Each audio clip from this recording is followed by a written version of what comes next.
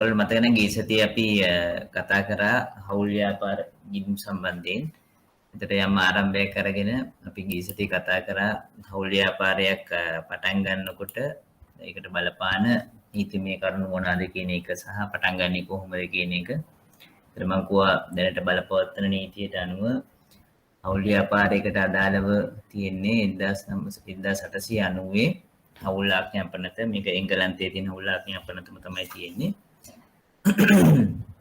මේ පනතට අනුව හවුල් ව්‍යාපාරයක් කියලා කියන්නේ දෙදෙනෙකුට වඩා වැඩි පිරිසක් පොදු එකඟතාවයකින් යුතුව ලාභ ලැබීමේ පරමාර්ථයෙන් පවත්වාගෙන ලබන ව්‍යාපාරයකට තමයි කියන්නේ හවුල් ව්‍යාපාරයක් කියලා. එතන කාරණා තුනක් වැදගත්. එකක් තමයි පුද්ගලයන් දෙදෙනෙකු හෝ ඊට වඩා වැඩි පිරිසක් ඉන්නවනේ හවුල් ව්‍යාපාරයකට. දෙවෙනි එක ලාභ ලැබීමේ පරමාර්ථයක් තියෙනුනේ. ඊළඟට ඔය කියන හවුල්කරුවන් පුද්ගලයන් අතර එකඟතාවයක් තියෙනුනේ, පොදු එකඟතාවයක් තියෙනවා. right.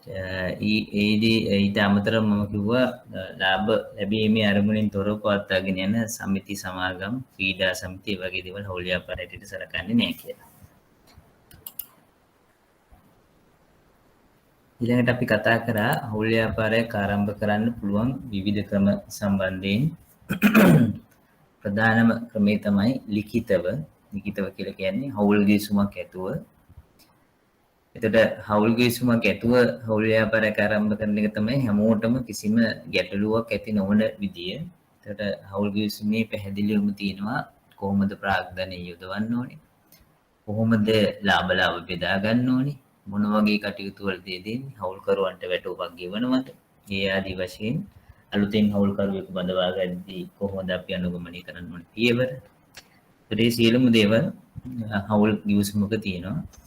ලිඛිතව හවුල් ව්‍යාපාරය පටන් ගන්නගෙන පවත්වාගෙන යනවා නම් එතෙන්දී ප්‍රශ්න අඩුයි. මොකද හවුල් ගිවිසුමට අනුව ගැටලුවක් මතුවෙච්ච වෙලාවට අපිට ක්‍රියා කරන්න පුළුවන්. දෙවෙනි විදිය තමයි වාචිකව හවුල් ව්‍යාපාරයක් පවත්වාගෙන යනවා කියන එක. එතෙන්දී ලිඛිත ගිවිසුමක් නැතුව කට වචනෙන් පොදු එකඟතාවයකට ඇවිල්ලා හවුල්කරුවන් හැටියට වැඩ කරගෙන යනවා. right. එහෙම වාචිකව එකඟතාවයකට ඇවිල්ලා හවුල් ව්‍යාපාරයක් පවත්වාගෙන යනකොට තියෙන ගැටලුව තමයි මොකක් හරි සිද්ධියක් සම්බන්ධයෙන් එහෙම නැත්නම් මොකක් හරි ප්‍රශ්නයක් ඇති වුණොත් එහෙම එතෙන්දී කටවචනය කියන එක අපිට කොහෙවත් තැනක ලියවිලා නැහැ. කටවචනය කියන එක අද එකක් කියන්න පුළුවන්, තව දවසක තව එකක් කියන්න පුළුවන්. එතෙන්දී විශ්වාසය මත තමයි කටවචනය කියන එක මත හවුල් ව්‍යාපාරය පවත්වාගෙන යනකොට එකිනෙක හවුල්කරුවෝ කොච්චර විශ්වාසද නැද්ද කියන එක තමයි එතෙන්දී තීරණය වෙන්නේ. ඒක එච්චර සුදුසු ක්‍රමයක් නෙමෙයි හවුල් ව්‍යාපාරය පවත්වාගෙන යන්න. ඊළඟට තුන්වෙනි ක්‍රමය තමයි හැසිරීම අනුව අපි කියනවා ව්‍යංගයෙන්. එහෙම නැත්නම් අපි ඉංග්‍රීසියෙන් කියන implied method එක කියලා. යම් හවුල්කරු එහෙම නැත්නම් පුද්ගලයන් කීප දෙනෙක් හැසිරෙන විදිහට අපිට හිතෙනවා මෙතන මේගොල්ලෝ හවුල් ව්‍යාපාරයක් කරන්නේ කියලා. පුද්ගලයෝ දෙන්නෙක් හරි කීප දෙනෙක් හරි ඒගොල්ලෝ ලිඛිත ගිවිසුමකුත් නැතුව කට වචනයකුත් එකඟතාවයක් නැතුව හැසිරෙන විදිහට අපිට හිතෙනවා මේගොල්ලෝ මේ හවුල් ව්‍යාපාරයක් කරන්නේ. ඒතර පිටින් බලන කෙනාට ඒත්තු ගන්නනවා නම් මේගොල්ලෝ හැසිරෙන විදිහට මේගොල්ලෝ හවුල් ව්‍යාපාරයක් කරන්නේ කියලා ඒකත් එම් ආකාරයක හවුල් ව්‍යාපාරයක් ආරම්භ කරන්න පුළුවන් ක්‍රමයක්. ඒතර ඒක තවත් මේ හරිම වේග මෙතඩ් එකක් හවුල් ව්‍යාපාරයක් ආරම්භ කරන්න.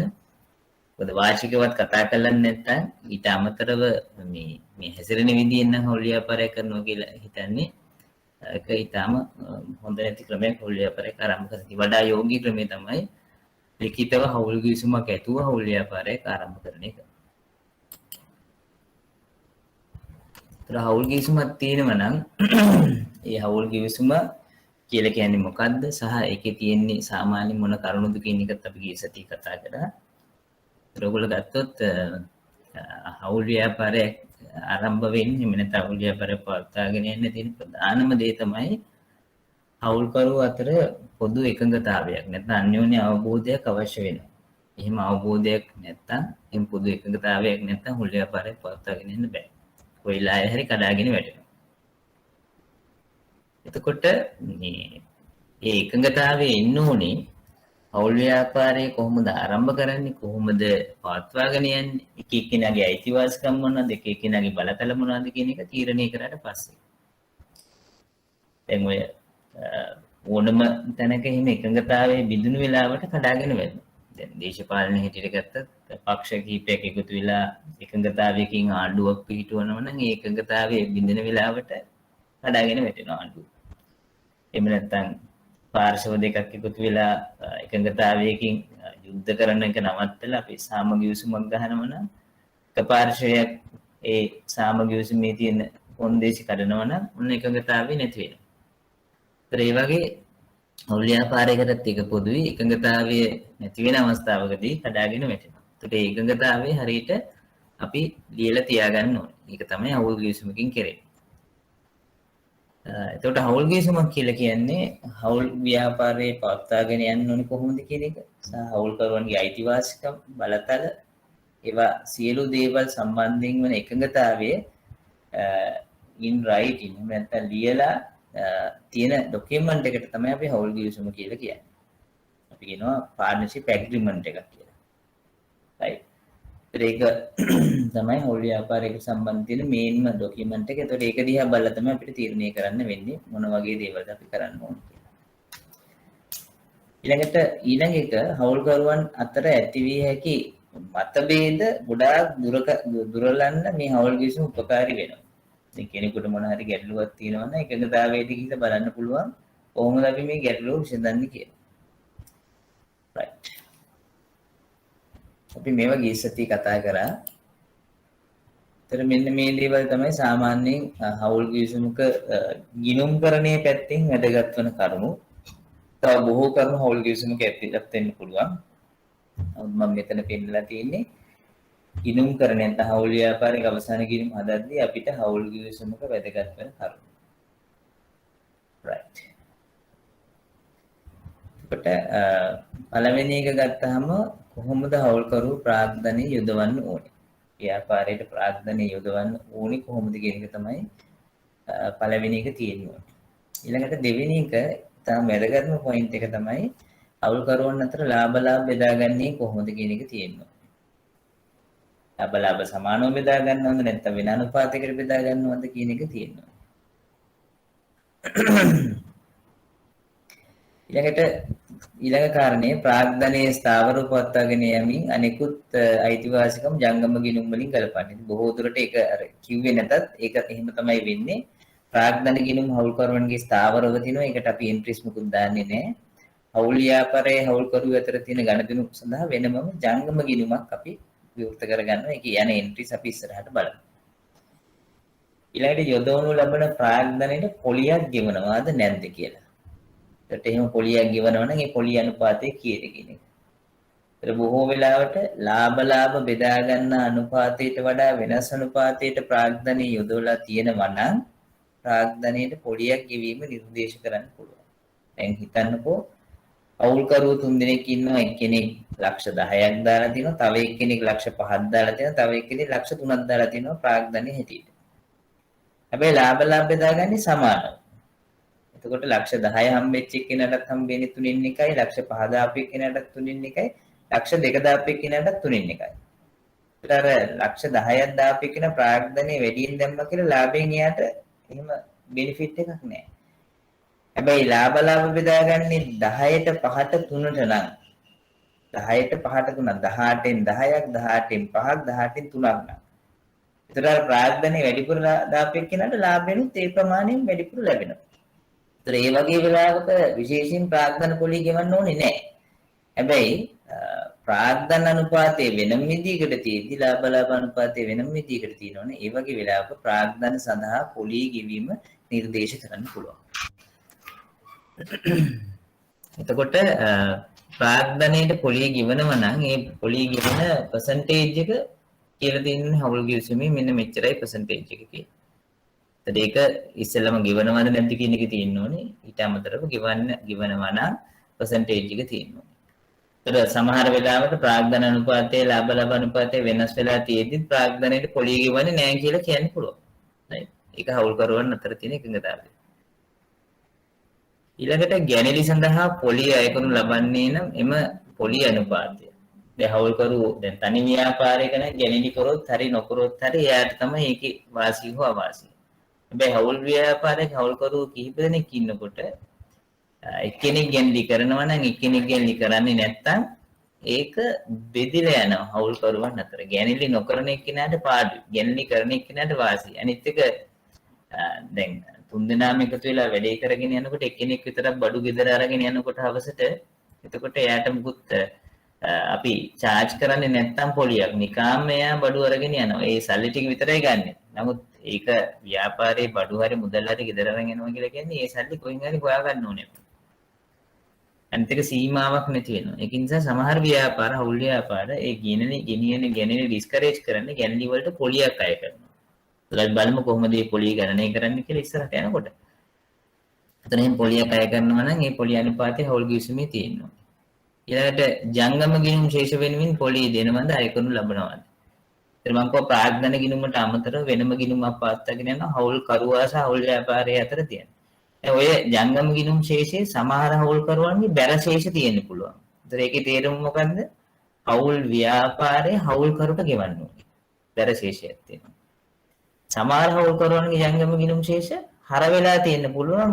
ඒකේ තේරුම හවුල් කරුවා හවුල් ව්‍යාපාරයට ගෙවන්න. ඒතර සමහර ඒවා බැර තියෙනවා සමහර ඒවා හර තියෙනවා. ඒක හරියට නිකන් දැන් අපි දැන් බැංකුව පැත්තෙන් ගත්තම කරන්ට් account එකේ මේ අර ශේෂයක් තියෙනවා කියලා කියන්නේ OD එක. බැංකුව පැත්තේ. කරන්ට් account එකේ බැර ශේෂයක් තියෙනවා කියලා කියන්නේ බැංකුව පැත්තෙන් හොඳ ශේෂයක්. right? එතකොට අපි බැංකුව පැත්තෙන් හර ශේෂයක් තියෙන කට්ටියකින් අපි පොලියක් අය කරනවා. අපි කියනවා බැංකු අයිරා පොලිය කියලා. ඒත් ඒ වගේ හවුල් ව්‍යාපාරයක හර ශේෂයක් තියෙනවා නම් ඒකේ තේරුම හවුල් කරු හවුල් ව්‍යාපාරයට ගෙවන්න ඕනේ. උතරින් පුද්ගලයන් කිහිප දෙනෙක් සම්බන්ධ වෙන නිසා එක්කෙනෙක්ගේ බැරශේෂයක් තව එක්කෙනෙක්ගේ හරශේෂයක් තිබ්බොත් එතනදී අර බැරශේෂයේ තියෙන කෙනාට අසාධාරණයක් වෙනවා හරශේෂ කෙනාට වාසි.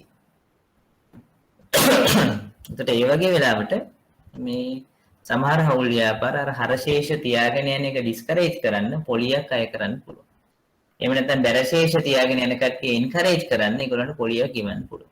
ඒ පොලියක් ගෙවනවා නම් හරි පොලියක් අය කරනවා නම් මොකද්ද පොලිය අනුපාතය කියන එක හවුල් ගිවිසුමේ තියෙනවා. ඊළඟට හවුල් කරනෝන්ගේ ගැනලි සම්බන්ධයෙන් යම් සීමා පනවන්නේද මම මේක කතා කරා. ඊළඟට හවුල් කරනෝන්ගේ සේවය වෙනුවෙන් ඔවුන්ට වේතන හිමිවන්නේද? දැන් ඔය වේතන ගත්තත් හවුල් කරනෝන්ගේ වේතන ගත්තත් ඒකත් අත්හරක කරන්න පුළුවන් එක එක විදියට. දැන් හවුල් කරුවෝ නැතුව වෙන කෙනෙක් ওই දේ කරනවා නම් එයාට අපි වේතනයක් ගෙවන්න ඕනේ. ඉතින් ඒක නිසා හවුල් කරුවට අපි වේතනයක් ගෙවන්න ඕනේද නැද්ද? ඒකට සමහර කෙනෙක්ගේ තර්ක කරන්න පුළුවන් මේ ඒගොල්ලෝගේ ව්‍යාපාරය ඒගොල්ලොම මේ වෙලාව වැඩ කරනවා කියලා ඒගොල්ලන්ට වැටුපක් ගෙවන්න ඕනේද කියලා. ඒකට ඔය කිව්ව කාරණා දෙක තුනම බලන්න අපි හවුල් කරුවෝ හැටියට තීරණය කරන්න ඕනේ කිවිසුමේ හවුල් කරුවන්ට වේතනයක් ගෙවනවද නැද්ද කියලා. හවුල් කරුවෝ 3 දෙනෙක් ඉන්නවා නම් එක්කෙනෙක් විතරක් දවස පුරාම මැරිලා වැඩ කරනවා නම් හවුල් ව්‍යාපාරයට එයාට වේතනයක් ගෙවන එකේ සාධාරණයක් තියෙනවා. මොකද එයා ව්‍යාපාරේ හිටියේ නැත්නම් තව කෙනෙක් මේ වැඩේට යොදවන්න ඕනේ. ඊට අමතරව අනිත් හවුල් කරුවෝ පැත්ත පළාතක ඉන්නේ නැත්නම් එක්කෙනෙක් විතරක් ඒ මහන්සි වෙනවා නම් එයාට වේතනයක් ගෙනීමේ සාධාරණ භාවයක් තියෙනවා. ඒතර වේතන ගෙවනවද නැද්ද කියන එක හවුල් ව්‍යාපාරේ තීරණය කරන්න ඕනේ කිවිසුමේ දාලා. ඊළඟට ගිණුම් පොත් පවත්වාගෙන යාම හා විගණනයේ සම්බන්ධ කොන්දේසි මොනවාද කියලා වෙලා කියන්න ඕනේ. ඊළඟට හවුල් කරුවෙකු අලුතින් බඳවා ගැනීමේදී එහෙම නැත්නම් හවුල් කරුවෙකු ඉවත් වෙනකොට කොහොමද ක්‍රියා කරන්න ඕනේ කියන එක සම්බන්ධයෙන් බොහෝ හවුල් ව්‍යාපාරවල තියෙන්නේ අලුතෙන් කෙනෙක් ගන්නවා නම් අනිවාර්යයෙන්ම සියලුම හවුල් කරුවන්ගේ කැමැත්ත තියෙන්න ඕනේ හවුල් ව්‍යාපාරයට අලුතින් කෙනෙක්ව ගන්නවා නම්. right.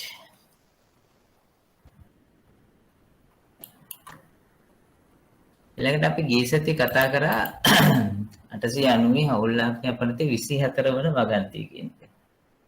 24 වන වගන්තිය. right මොකද්ද මේ 24 වන වගන්තිය කියන එක ගිය සතියේ කතා කරා. නමුත් මම ආයි ඔයගොල්ලන්ට කියන්නම්. 24 වන වගන්තිය එකක් 24 වන වගන්තිය මොනවද තියෙන්නේ කියන එක අපි දැනගන්න ඕනේ. දෙවෙනි එක 24 වන වගන්තිය කොයි වෙලාවටද අපි ඇප්ලයි කරන්න ඕනේ කියන එක දැනගන්න ඕනේ. right එතකොට 24 වන වගන්තිය අපි ඇප්ලයි කරන්න ඕනේ යම් තෝරගත්ත කරුණක් සම්බන්ධයෙන් ඉෂුව එකක් තියෙන වෙලාවට ප්‍රශ්නයක් තියෙන වෙලාවට යම් හවුල් ව්‍යාපාරයක හවුල් කිවිසුමක් නැත්තම් right අවස්ථා දෙකක් තියෙන 24 නව ගන්තිය ඇප්ලයි වෙන සහ ඒකේ කරුණු ඇප්ලයි වෙන යම් හවුල් ව්‍යාපාරයක හවුල් කිවිසුමක් ඇත්තෙම නැහැ. ඒ වගේ වෙලාවට යම් කරුණක් සම්බන්ධයෙන් 24 නව ගන්තියේ තියෙන විදිහට තමයි ක්‍රියා කරන්න ඕනේ. ඒක එක. දෙවෙනි අවස්ථාව තමයි යම් කරුණක් සම්බන්ධයෙන් හවුල් ව්‍යාපාරයේ කිවිසුමක් තියෙනවා. නමුත් ඒ කිවිසුමේ අදාළ කරුණු සම්බන්ධයෙන් නිහඬයි. දැන් උදාහරණයක් හැටියට කිවිසුමක් තිබ්බට හවුල්කරුවන්ට වැටුප් ගෙවනවද නැද්ද කියලා වෙලා හවුල් කිවිසුමේ සඳහන් වෙන්නේ නැත්තම්. right? ඒත් ඒ වගේ වෙලාවට 24 නවගන්තිය ඇප්ලයි වෙනවා. දැන් මම කාරණා දෙකක් කිව්වා 24 නවගන්තිය ඇප්ලයි වෙන එකක් තමයි හවුල් කිවිසුමක් නැති වෙලාවට. ඒතර ඒගොල්ලන්ට ඇප්ලයි කරන්න කිසිම දෙයක් නැහැ නේද? 24 නවගන්තිය විදිහට තමයි ක්‍රියා කරන්න ඕනේ. නිකන් හරි හවුල් කිවිසුමක් තියෙනවා. හැබැයි අපි සලකා බලන කරුණ සම්බන්ධයෙන් හවුල් කිවිසුමේ සඳහන් වෙන්නේ නැහැ. නිහඬයි ඒක.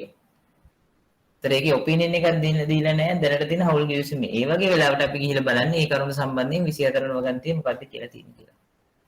right? ඒකට එකඟතාවයක් නැති අවස්ථා තියෙනවා නම් හවුල් ව්‍යාපාරයක යම් කරුණක් සම්බන්ධයෙන් ඒ ක්‍රියා කරන්න ඕනේ කරුණ සම්බන්ධයෙන් 24 නවගන්තියේ ක්‍රියා පිටිපෙළ අනුගමනය කරන්න ඕනේ.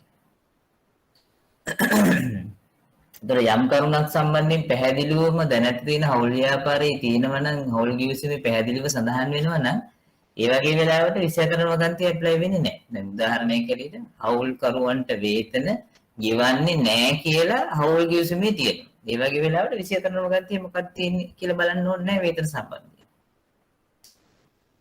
එහෙම නැත්නම් හවුල් කිවිසුමේ තියෙන හවුල් කරුවන්ට වේතන ගෙවන්න ඕනේ මාසෙකට රුපියල් 10,000 ගන්න. ඒ වගේ වෙලාවට වේතන සම්බන්ධයෙන් හවුල් කිවිසුම තමයි කියලා තියෙන දේ බලන්න ඕනේ. ඒකේ පැහැදිලිවම කියලා තියෙනවනේ 10,000 ගන්න ගෙවන්න කියලා. ඒතර ආයේ 24 නවගන්තියක් අදාළ වෙන්නේ නැහැ. right. ඒකට ඔන්න ඔය ටික ඔළුවේ තියාගෙන මතක තියාගන්න දැන් අපි කොහොමද ඊළඟට මේ 24 නවගන්තියේ මොනවාද කරුණු සම්බන්ධ. මොකද 24 නවගන්තිය ඇප්ලයි කරන්න ඕන වෙලාව තමන්ගේ ඔළුවේ තියෙන්න ඕනේ. එකක් 24 නවගන්තියේ තියෙන්නේ මොනවාද කියලා දැනගන්න ඕනේ. දෙවෙනි එක 24 නවගන්තිය ඇප්ලයි කරන්න ඕන වෙලාව දැනගන්න. ඇප්ලයි කරන්න ඕනේ එක අපිට හවුල් කිවිසුමක් නැත්තම්. දෙක තියෙන හවුල් කිවිසුමේ අදාළ කරුණු සම්බන්ධයෙන් සඳහන් වෙන්නේ නැත්තම්. right. එතකොට මෙන්න මේව තමයි 24 නවගන්තියේ තියෙන්නේ. අපි බලමු. ඒකේ තියෙන විධිවිධාන තමයි මේ තියෙන්නේ. මේවා කටපාඩම් කිරීමේ අවශ්‍යතාවයක් නැහැ. කියවගෙන මතක තියාගන්න පුළුවන් ඔයගලන්ට මේවා මේ මොනවාද කියලා එහෙම කටපාඩම් කිරීමේ අවශ්‍යතාවයක් නැහැ. ඒතර පළවෙනි එකේ කියන්නේ හවුල් ව්‍යාපාරයේ ලාභ සහ අලාභ හවුල්කරුවන් අතර සමානව බෙදා ගැනීමට. ඒතර ලාභ බෙදා ගන්න ඕනේ සමානව. හවුල් ව්‍යාපාරයක අවසන් කරන විට ප්‍රාග්ධනයේද සමානව බෙදා ගැනීමට හවුල්කරුවන්ට හිමිකම් තියෙනවා. එතකොට ඕගොල්ලන්ට දෙන ගාණ කියන්නේ නැත්තම් ලාභ බෙදා ගන්න අනුපාතය. ලාභ බෙදා ගන්න අනුපාතය ගාණ කියනවා නම් 3ට 2ට 1 කියලා මේ 24 නවගන්තිය බලන්න ඕනේ නෑ. එහෙම කියන්නේ නැත්තම් ඔයගොල්ලන්ට තියෙන්නේ 24 නවගන්තිය ලාභ බෙදා ගන්න අනුපාතය ගැන සඳහන් වෙන්නේ නැත්තම් ගානක 24 නවගන්තිය කොහොමද කියන්නේ? ලාභ සමානව බෙදා ගන්න. උතර ගාන අපි හදන්න ඕනේ ලාභ සමානව බෙදා ගන්න විදිහට. ඒතර කවදා හරි දවසක ව්‍යාපාරය අවසන් කරනවා නම් ඒ වෙලාවටත් ප්‍රාග්ධනය යොදවලා තියෙන විදිය ගැන අපිට වැදගත් වෙන්නේ නෑ. ඔක්කොම ප්‍රාග්ධනය එකතු කරලා 3 දෙනෙක් ඉන්නවනම් 3ෙන් බෙදනවා දෙන්නෙක් ඉන්නවනම් 2කට බෙදලා එහෙම තමයි ප්‍රාග්ධනය ගෙවන්න ඕනේ. 24 නවගන්තිය කියන්නේ ඒක. හැබැයි අපි ගාව තියෙන හවුල් කිවිසුමේ තියෙනවනම් අවසන් කරන විට ප්‍රාග්ධනය දාලා තියෙන විදිහටම ගෙවන්න කියලා අපි ඒ විදිහට තමයි ගෙවන්නේ. right. ඊළඟට හවුල් ව්‍යාපාරය වෙනුවෙන් හවුල්කරුවන් පෞද්ගලිකව දරන වියදම් ව්‍යාපාරයේ විසින් ඔවුන්ට ගෙවිය යුතුය. right. පෞද්ගලිකව දරන වියදම් තියෙනවා නම් ඒවා ව්‍යාපාරයේ ඔවුන්ට ගෙවන්න ඕනේ. right. තුන්වෙනි එක givisගත් ප්‍රාග්ධනයට අමතරව හවුල්කරුවන් විසින් සපයා ඇති ණය මුදල් සඳහා වර්ෂයකට 105ක පොලියක් හිමිවේ. වර්ෂයකට 105ක පොලියක් ගෙවන්න ඕනලු තෝරගත්ත ප්‍රාග්ධනයට අමතරව වෙන ණය මුදලක් දීලා තියෙනවා. දැන් හවුල්කරුවන්ට පුළුවන් හවුල් ව්‍යාපාරයට ණය මුදලක් දෙන්න. එතකොට අපේ තියෙන හවුල් ගිවිසුමේ කියනවා නම් ණය මුදලට 110ක පොලියක් ගෙවන්න ඕනේ කියලා මේ 105 කියන එක ඇප්ලයි වෙන්නේ නැහැ. හොඳට මතක තියාගන්න 105 අපි ඇප්ලයි කරන්නේ අපි ගාව තියෙන හවුල් ගිවිසුමේ එහෙම හවුල්කරුවෙකු ණය මුදලක් දුන්න වෙලාවට ඇප්ලයි කරන්න ඕනේ පොලි අනුපාතයක් සඳහන් වෙන්නේ නැත්තම්. එහෙම නැත්තම් සඳහන් වෙනවා නම් පොලි ගෙවන්නේ නැහැ කියලා. එතකොට මේ 105 ඇප්ලයි වෙන්නේ නැහැ. අපි හැම වෙලාවෙම මතක තියාගන්න අපි මේ 24 වන වගන්තියේ තියෙන දේවල් අපි ඇප්ලයි කරන්නේ එක හවුල් ගිවිසුමක් නැති වෙලාවට දෙක ඔය තෝරගත්ත කරුණක් සම්බන්ධයෙන් හවුල් ගිවිසුමේ සඳහන් වෙන්නේ නැති වෙලාවට. ඒතර ගානේ තියෙනවා නම් අපිට දුන්න අපි හවුල්කරුවෝ දුන්න ණය මුදලක් තියෙනවා ඒවට පොලි ගෙවන්න ඕනේ කියලා 110 ගානේ අපි 110 ගාන තමයි පොලි ගෙවන්නේ.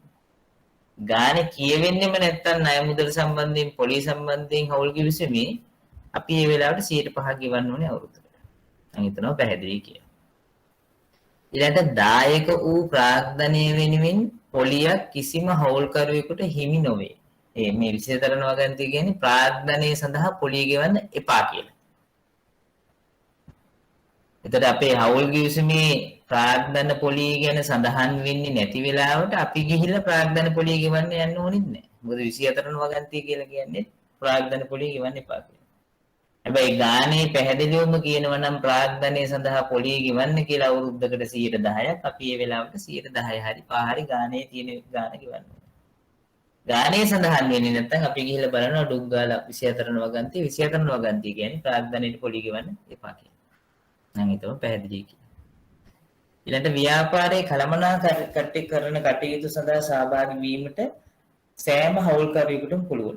කෙනෙක්ට කියලා විශේෂත්වයක් නැහැ ඕනම හවුල්කරුවෙකුට පුළුවන් කළමනාකරණ කටයුතු වලට සහභාගී වෙන්න.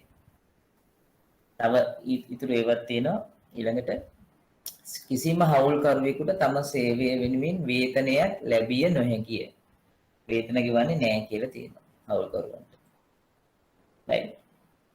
එතකොට ගානේ අපිට දීලා තියෙනවා නම් වේතන ගෙවන්න කියලා මාසෙකට 10000ක් හරි 20000ක් හරි අපි ඒ විදිහට ගාන හදනවා.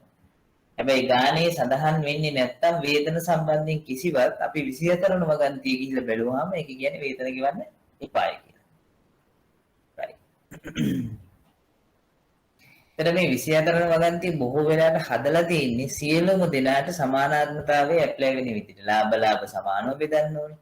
ප්‍රාග්ධන පොලිය ගෙවන්න එපා කියනවා වේතන ගෙවන්න එපා කියලා. එතකොට ඒගොල්ලෝ ඇසියුම් කරන හැමෝම එකම විදිහට මේ හවුල් ව්‍යාපාරයට දායක වෙලා ඇතේ කියලා. ඉතින් හැබැයි ඔකට අනිත් පැත්තට තරක කරන්න පුළුවන්. දැන් එක්කෙනෙක් විතරක් හොඳටම වැඩ කරනවා නම් හවුල් ව්‍යාපාරයේ මානසික එයාට වේතනයක් ගිව්වා කියලා ප්‍රශ්නයක් නැහැ. ඒකට එහෙම ගෙවන්න ඕන නම් ඒගොල්ලෝ අනිවාර්යයෙන්ම හවුල් ගිවිසුමේ මේ කන්ඩිෂන් එක දාගන්න ඕනේ. එහෙම දැම්මේ නැත්නම් 24 වන ගන්තිය කියන්නේ වේතන ගෙවන්න එපා කියලා. ඊළඟ කාරණේ සියලුම හවුල්කරුවන්ගේ කැමැත්ත නැතුව කිසිම පුද්ගලයෙකු හවුල්කරුවෙකු ලෙස බඳවාගත නොහැකිය. ඒතර හවුල් ව්‍යාපාරයේ හවුල් ගිවිසුමේ සඳහන් වෙන්නේ නැත්නම් අලුතෙන් හවුල්කරුවෙකු බඳවා ගන්න විදිය ගැන අපේ 24 වන වගන්තිය කියන්නේ සියලුම දෙනාගේම කැමැත්ත ඕන කියලා. සියලුම දෙනාගේ කැමැත්ත ඕන කියලා තමයි 24 වන වගන්තිය කියන්නේ. හැබැයි හවුල් ගිවිසුමේ සඳහන් වෙනවා නම් අලුතෙන් එක්කෙනෙක් බඳවා ගන්නකොට වැඩි දෙනාගේ කැමැත්ත තියෙන්න ඕනේ කියලා ඒ විදිහට තමයි ක්‍රියා කරන්න ඕනේ. ඊළඟ කාරණය හවුල් ව්‍යාපාර කටයුතු සම්බන්ධයෙන් පැනනගින සාමාන්‍ය ගැටලුවකදී හවුල්කරුවන්ගේ වැඩි ඡන්දයත් හවුල් ව්‍යාපාරයේ කටයුතු ස්වභාවය වෙනස් කරන කෙරෙන කිසිවක් හවුල්කරුවන් සියලු දෙනාගේම කැමැත්තෙන් තොරව කළ නොහැකි කියලා. මම එකට ගිය සතියේ උදාහරණයක් කිව්වත් අපි සාමාන්‍යයෙන් අපි විකුණන්නේ බිත්තර නම් මොන ෆාම් එකෙන්ද ඒ බිත්තර ගන්න කියන එක සාමාන්‍ය ව්‍යාපාරික කටයුත්තක්. එතකොට ඒකට හවුල්කරුවන්ගේ වැඩි ඡන්දයෙන් තියෙනවා. අපේ තියෙන හවුල් ගිවිසුමේ මොන හරි විදියක් තියෙනවා නම් ඒ විදිහට ඒක ඇප්ලයි කරන්න පුළුවන්. ඒකේ තියෙන ඔක්කොගෙම කැමැත්ත ගන්න ඕනේ කියලා නම් ඒ විදිහට ඇප්ලයි වෙනවා. හැබැයි ගිවිසුමක් නැත්තම් 24 වන ගන්තිය. ඒතර සාමාන්‍ය වෙළඳපොළ කටයුතු වලදී වැඩි ඡන්දයෙන් අපේ හවුල් ව්‍යාපාරී ස්වභාවය වෙනස් කරන කටයුත්තක් කරනවා නම් ඒකට සියලු දෙනාගේම කැමැත්ත ඕනේ කියලා තියෙනවා. එතකොට ස්වභාවය වෙනස් කරනවා කියන්නේ අපි බිත්තර විකුණ ඉඳලා අපි බිත්තර බිස්නස් එක නවත්තලා පුන්නක් විකුණන්න පටන් ගන්නවා නම් ඔන්න වැඩි දෙනාගේ කැමැත්ත බෑ සියලු දෙනාගේම කැමැත්ත ඕනි කියලා කියනවා. right. ඊළඟ පොයින්ට් එක හවුල් ව්‍යාපාරයේ ගිණුම් පොත් ප්‍රධාන කාර්යාලයේ තැබිය යුතු අතර ඕනෑම අවස්ථාවකදී ඒවා පරීක්ෂා කිරීමට පිටපත් කර ගැනීමට සියලුම හවුල්කරුවන්ට අවසර ලැබිය යුතුයි. right. එතන ඒව තේරෙනවා.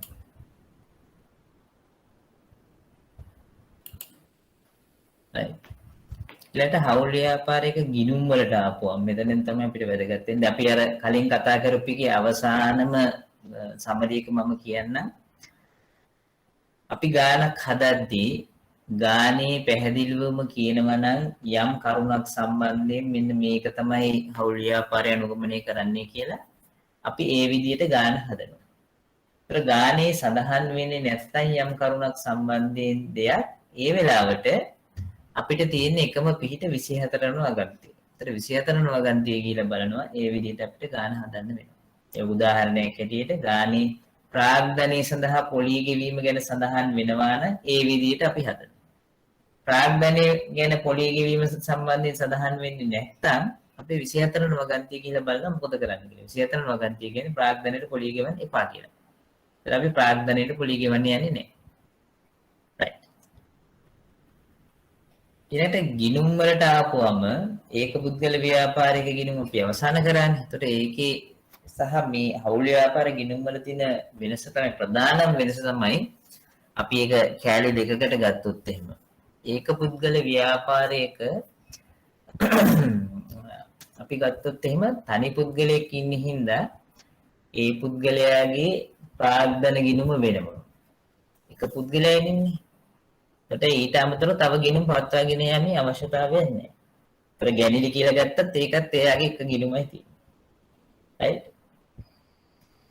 එතකොට හැබැයි හවුල් ව්‍යාපාරයකට ආවම පුද්ගලයෝ 3 දෙනෙක් ඉන්නව නම් දෙන්නෙක් ඉන්නව නම් 4 දෙනෙක් ඉන්නව නම් ඒ වගේ වෙලාවට වෙන වෙනම ඒ අදාළ හවුල්කරු වෙනුවෙන් ගිණුම් පවත්වාගෙන යන්න ඕනේ. එතකොට හවුල්කරු වෙනුවෙන් ප්‍රාග්ධන ගිණුම් වෙන වෙනම පවත්වාගෙන යන්න ඕනේ. අපි ප්‍රාග්ධන ගිණුම් වලට අමතරව ජංගම ගිණුමක් භාවිත කරන්න ඕනේ. ජංගම ගිණුම් වෙන වෙනම පවත්වාගෙන යන්න ඕනේ. ඊළඟට එක්කෙනාගේ ගැණිලි කොහොමද වෙන්නේ කියලා බලන්න ගැණිලි ගිණුම් පවත්වාගෙන යන්න ඕනේ. right. එතකොට ඔය විදිහට අනිවාර්යෙන්ම ගිණුම් පවත්වාගෙන යෑම සිද්ධ කරන්න ඕනේ වෙන වෙනම. ඒක තමයි එක පැහැදිලි වෙනස්කමක් තියෙන්නේ හවුල් ව්‍යාපාර එක ගිණුම් සම්බන්ධයෙන්. දෙවෙනි කාරණේ ගත්තාම සුද්ධ ලාභය හෝ අලාභය ගත්තාම ඒක පුද්ගල ව්‍යාපාරයක සුද්ධ ලාභය හරි සුද්ධ අලාභයක් තියෙනවා. කෙලින්ම මේක ප්‍රාග්ධන ගිණුමට අපිට එකතු කරන්න පුළුවන් අඩු කරන්න පුළුවන් වර්ෂය අවසානයේදී. හැබැයි හවුල් ව්‍යාපාරයක ගත්තාම හවුල් ව්‍යාපාරයක අපිට හවුල්කරුවෝ කිහිප දෙනෙක් ඉන්න නිසා සහ විවිධ කාරණා තියෙන නිසා අර එන සුද්ධ ලාභය හෝ අලාභය ඒක කෙලින්ම ඉවර කරන්න බෑ. ඒක නිසා සුද්ධ ලාභයට පස්සේ අපි හදන ලාභ ගිණුමින් අපිට සුද්ධ ලාභය ආවේ තනි පුද්ගල ව්‍යාපාරයක. ඒ ලාභ ගිණුමට පස්සේ අපිට විවෘත කරන්න වෙනවා ලාභ විසර්ජන ගිණුම කියලා. හවුල් ව්‍යාපාරයක එන ලාභය මේ හවුල්කරුවෝ අතර කොහොමද බෙදෙන්නේ කියලා වෙන්න. ඒතර ඔය ලාභ විසර්ජන ගිණුම ගත්තාම ඒකේ අපි සටහන් කරන්නේ ලාභය විසර්ජනය කිරීම. එහෙම නැත්නම් ලාභය හවුල්කරුවන් අතර බෙදීම කියන කාරණේ විතරයි. ඒතර විසර්ජන ගිණුමට අපි හැම වෙලාවෙම දාන්නේ හවුල්කරුවා සහ හවුල් ව්‍යාපාරයේ අතර විතරක් වෙන ගණදෙනු තමයි දාන්නේ. right. ඒත් හවුල්කරුවා සහ හවුල් ව්‍යාපාරයේ අතර විතරක් වෙන ගණදෙනු තියෙනවා නම් ඒව තමයි ලාභ විසර්ජන ගිණුමේ දාන්නේ. ඒව තමයි සාමාන්‍යයෙන් ප්‍රාග්ධන පොලි. හවුල්කරුවන්ට විතරනේ ප්‍රාග්ධන පොලි කියවන්නේ. අපි ප්‍රාග්ධන පොලි ලාභ විසර්ජන ගිණුමේ දාන්නේ. ඊළඟට හවුල් වේතන. හවුල් වේතන ගෙවන්නේ හවුල්කරුවන්ට විතරයි. ඊළඟට ලාභ කොටස්. ලාභ කොටස් කියලා කියන්නේ ලාභයේ අවසානයේ බෙදෙන පිළිවෙල හවුල්කරුවෝ අතර. ඊළඟට ගැණිලි සඳහා පොලියක් අය කරනවා නම් ඒ පොලි. ඒ වගේ දේවල් තමයි විසර්ජන කිරීම දැන් අපි ඉස්සරහට ගන්න හදනකොට බලමු මොනවද දාන්නේ කියලා. මතක තියාගන්න ඕනේ කාරණේ තමයි හවුල් ව්‍යාපාරයක සුද්ධ ලාභයෙන් පස්සේ ගාන ඉවර වෙන්නේ නැහැ. සුද්ධ ලාභය ඉස්සරහට අරන් ගිහලා සුද්ධ ලාභය විවිධ කාරණා මත හවුල්කරුවන් අතර බෙදන්න ඕනේ. ඒගොල්ලොන්ට විවිධ විදිහට බෙදන්න ඕනේ. ඒක සඳහා අපි ලාභ විසර්ජන ගිණුම කියලා විසර්ජන ගිණුමක් අපි හදන්න ඕනේ. ලාභ ගිණුමට පස්සේ. ඒතකොට ඒකේ සඳහන් කරන්නේ අපි අවුල්කරුව සහ අවුල් ව්‍යාපාරයේ අතර විතරක් වන ගනුදෙනු විතරයි. right.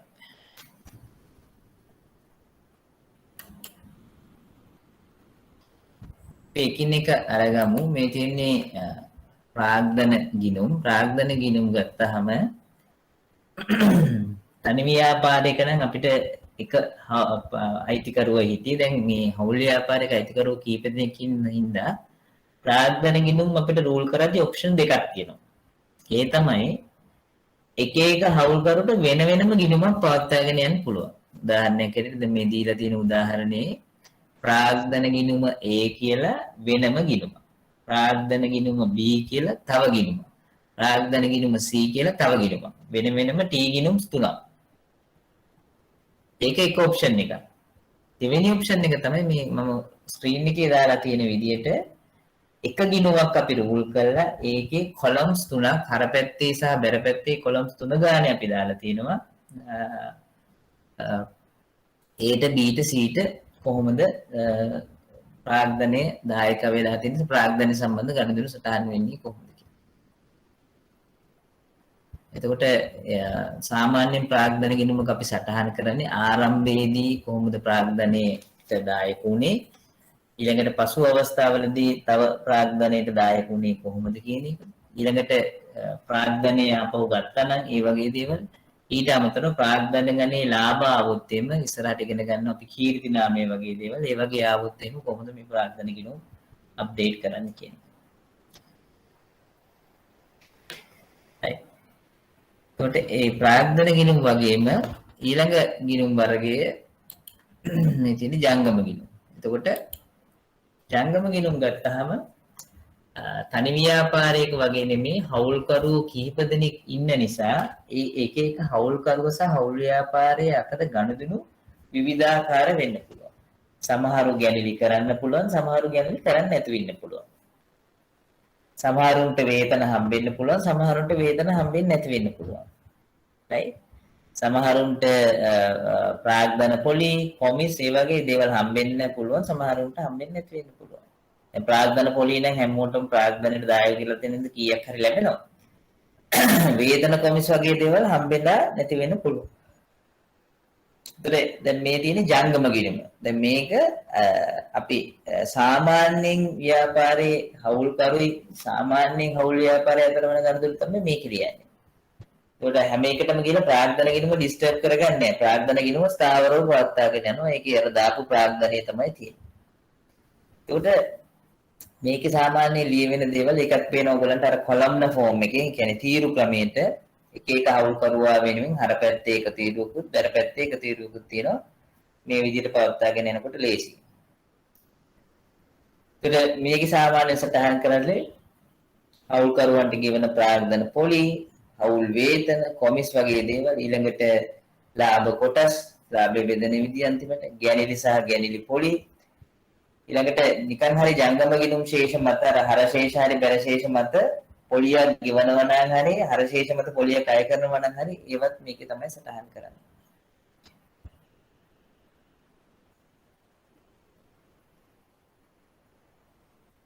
ඒතර ওই ටික තමයි තියෙන්නේ. ඊළඟට අපි අද කොටසට આવුත් එහෙම ඔයගොල්ලන්ට මේ දැන් කරපු දේවල් සම්බන්ධයෙන් මොනවා හරි ගැටලුවක් තියෙනවා නම් අහන්න පුළුවන්.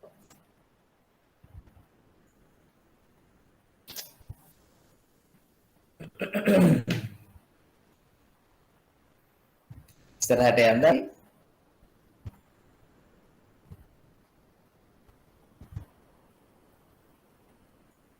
ගැටලුවක් නැද්ද?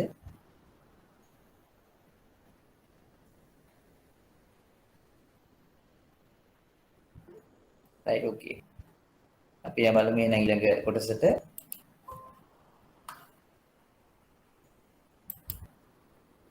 right මේ ටියුට් එකත් ඔක්කොම දීලා තියෙන්නේ ඔයගලන්ට.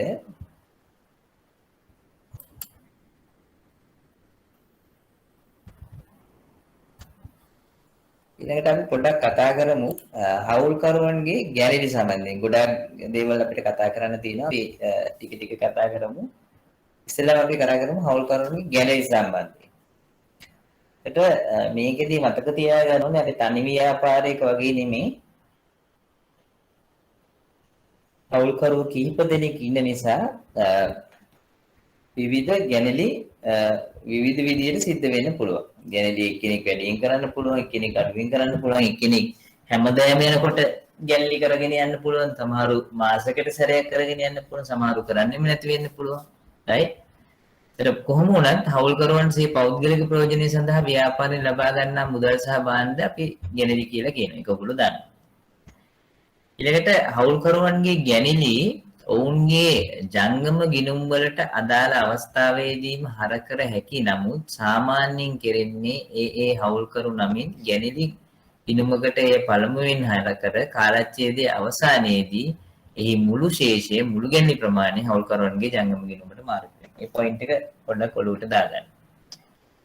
එතකොට අර කලින් තනි ව්‍යාපාරයක අපි ගැනලි සටහන් කරා වගේ ගැනලි අපිට කෙලින්ම ඕනනම් අපිට පුළුවන් ගැනලි කරන අවස්ථාවේදීම තනි ව්‍යාපාරයක ඔයගොල්ලන්ට මතක ඇති සම්පූර්ණයෙන්ම ගැනලි කරන අවස්ථාවේදීම ප්‍රාර්ථන ගිණුමට ඒ වෙලාවෙම දාන්න තිබ්බා.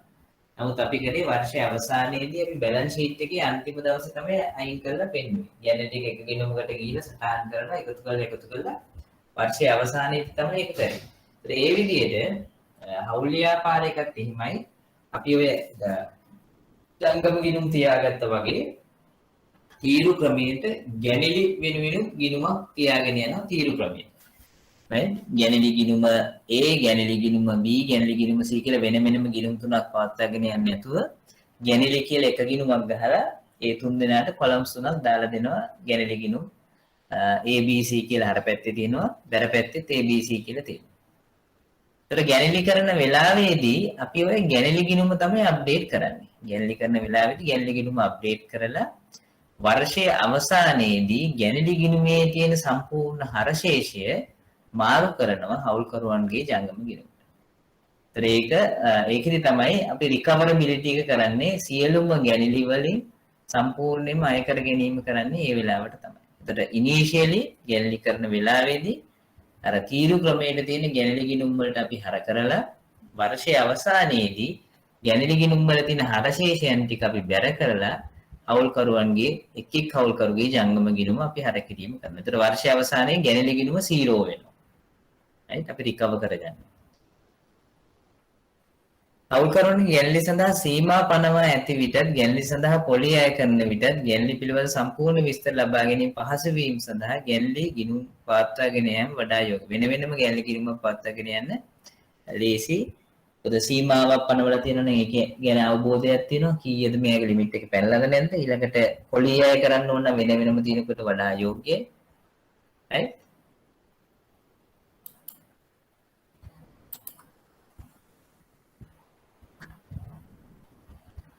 right. මේ තියෙන ගැලරි වලට අදාළ දිත්ත සටහන මේක දැනටමත් ඔයගොල්ලෝ දන්නවා. ඒතර මුදල් ගැනලි ගත්තාම එක් හවුල්කරුගේ ගැනලි ගිණුම හර වෙලා මුදල් ගිණුම බැර වෙනවා. ඒක ගැටලුවක් නෑ. ගැනලි ගිණුම එක් හවුල්කරුගේ හර වෙනවා. හිමිකමක් අඩුවීම හැටියට බැර වෙනවා මුදල් ගිණුම. ඊළඟට භාණ්ඩ ගැනලි කරනවා නම් භාණ්ඩ ගැනලි වලදී වෙන්නේ අපි ගැනුම් හැටියට ගෙනල්ලා තියෙන විකුණන්න ගෙනල්ලා තියෙන භාණ්ඩ තමයි මේ හවුල්කරුව අරගෙන යන්නේ ගෙදර. එතකොට විකුණන්න තියෙන භාණ්ඩ හවුල්කරුව අරගෙන යනකොට අපි ඒක එයාට පිරිවැයට නම් දෙන්නේ අපේ ගැනුම් වලින් ඒක අයින් වෙන්න ඕනේ. එහෙම නැත්නම් වෙළඳ කිරීමෙන් අයින් වෙන්න ඕනේ. මොකද ඒවායි විකුණන්න බැරි නිසා. right. අපේ එක් හවුල්කරුගේ ගැනලි ගිණුම හර කරලා ගැනුම් ගිණුම එහෙම නැත්නම් වෙළඳ ගිණුම බැර කරනවා. සමහර හවුල් ව්‍යාපාර මේ හවුල්කරුවන්ට කරන ගැනලි අර සාමාන්‍ය එයාගේ ඒගොල්ලන්ගේ පාරිභෝගිකයින්ට දෙන විකුණුම් මිලටම දෙනවා. ඒතර ඒක හරියට නිකන් හවුල් ව්‍යාපාරයේ හවුල්කරුවන්ට භාණ්ඩ විකුණුවා වගේ. ඒ වගේ වෙලාවට අපිට කරන්න තියෙන්නේ අර ගැනුම් ගිනුම මේ බැර කරනවා වෙනුවට අපිට කරන්න තියෙන්නේ ඒක අපි විකුණුම් හැටියට මේ එක්ස්ටර්නල් පාර්ශවයකට විකුණුවත් අපි විකුණන්නේ විකුණුම් මිලට. දැන් අපි අයිතිකරුවන්ට නැත්නම් හවුල්කරුවන්ට විකුණුවොත් මේක වෙන්නේ විකුණුම් මිල නිසා ඒක හරියට විකුණුම් හැටියට සලකලා අපි ගැනලි ගිණුම හර කරලා විකුණුම් ගිණුම බැර කරනවා. right? ඒතර පිළිවෙලට වඩා වැඩි මිලකට ගැනලි කරනවා නම් සමහර වෙලාවට එතනදී අර එක්ස්ටර්නල් කස්ටමර් කෙනෙකුට විකුණනට වඩා ටිකක් අඩු ගාණකට විකුණන්න පුළුවන්. හැබැයි පිළිවෙලට වඩා වැඩි. ඒක ඒ වගේ වෙලාවට අපි ඒක විකුණුමක් හැටියට සලකලා විකුණුම් ගිණුම බැර කරලා අපි ගැනලි ගිණුම හර කරන්න ඕනේ එක් එක් හවුල් කරුට. මම හිතනවා පැහැදිලි කියලා. ඒත් අපි විකුණුමක් හැටියට සලකන්නේ නැති හැම වෙලාවෙකදීම එක් එක් හවුල් කරුගේ ගැනලි ගිණුම හර කරලා බැර කරන්න ඕනේ ගැනුම් ගිණුම. අපි නිකන් හරි පිළිවෙලට වඩා වැඩි මිලකට හවුල් කරුවන්ට ගැනලි සිද්ධ කරන්න දීලා තියෙනවනේ ඒක හරියට විකුණුම් හැටියට සලකලා විකුණුම් ගිණුම බැර කිරීම කරන්න පුළුවන්. right.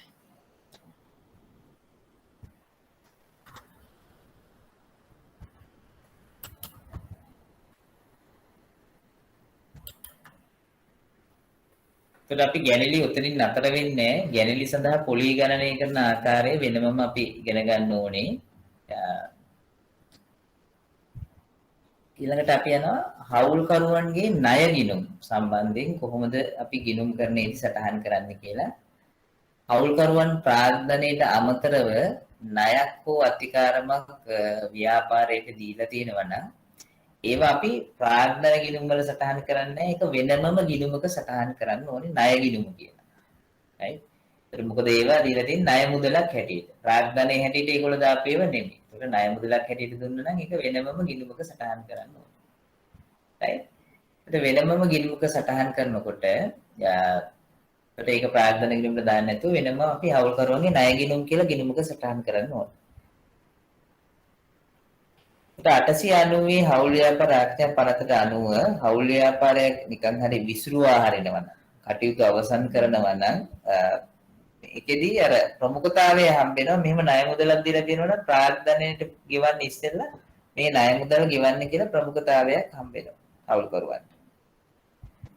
ඊට අමතරව ඔයගොල්ලන්ට මතක නම් අපි 24 වගන්තිය ප්‍රතිපාදන ගැන කතා කරද්දී අපි කිව්වා මේ වගේ ණය මුදලක් දීලා තියෙන වෙලාවේදී ණය මුදල සඳහා පොලියක් ගැන කතා කරන්නේ නැත්නම් ඒ වෙලාවට අනිවාර්යෙන්ම වර්ෂයකට 105ක පොලියක් මේ ණය මුදල වෙනුවෙන් හම්බෙන්න ඕනේ කියලා. වර්ෂයකට 105ක පොලියක්. right? හිමි වෙන්න ඕනේ කියලා කිව්වා. ඒතර ගාණේක කියනවා නම් ණය මුදල් වෙනුවෙන් 120ක පොලිය ගෙවන්න ඕනේ කියලා අපි ඒ ගානේ ගෙවන්න ඕනේ. පොලිය ගැන සඳහන් වෙන්නේ නැති වෙලාවට තමයි මේ 105ක වගේ අඩු පොලිය අනුපාතයක් දීලා තියෙන්නේ. මොකද ඒක හවුල් ව්‍යාපාරයේ පැත්තෙන් අපි බලන්න ඕනේ ලොකු පොලිය අනුපාත දීලා හවුල් ව්‍යාපාරයට බාධාවක් වෙනවා නම් ඒක වළක්වා ගන්න තමයි මේ 105ක වගේ ටිකක් අඩු පොලිය අනුපාතයක් දීලා තියෙන්නේ. මේ කාලේ නම් 105 කියලා කියන්නේ ටිකක් වැඩි පොලිය අනුපාතයක්. පොලිය අනුපාත වැඩි වෙන ට්‍රෙන්ඩ් එකකදී ඒක අඩු වෙන්න පුළුවන්.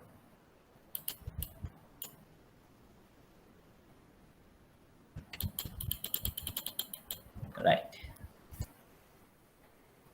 ඔය දේවල් එක ඊළඟට අපි යනවා ලාභ විසර්ජන ගිණුමට මොන වගේ දේවල්ද අපි සම්බන්ධ වෙන්නේ කියලා බලන්න.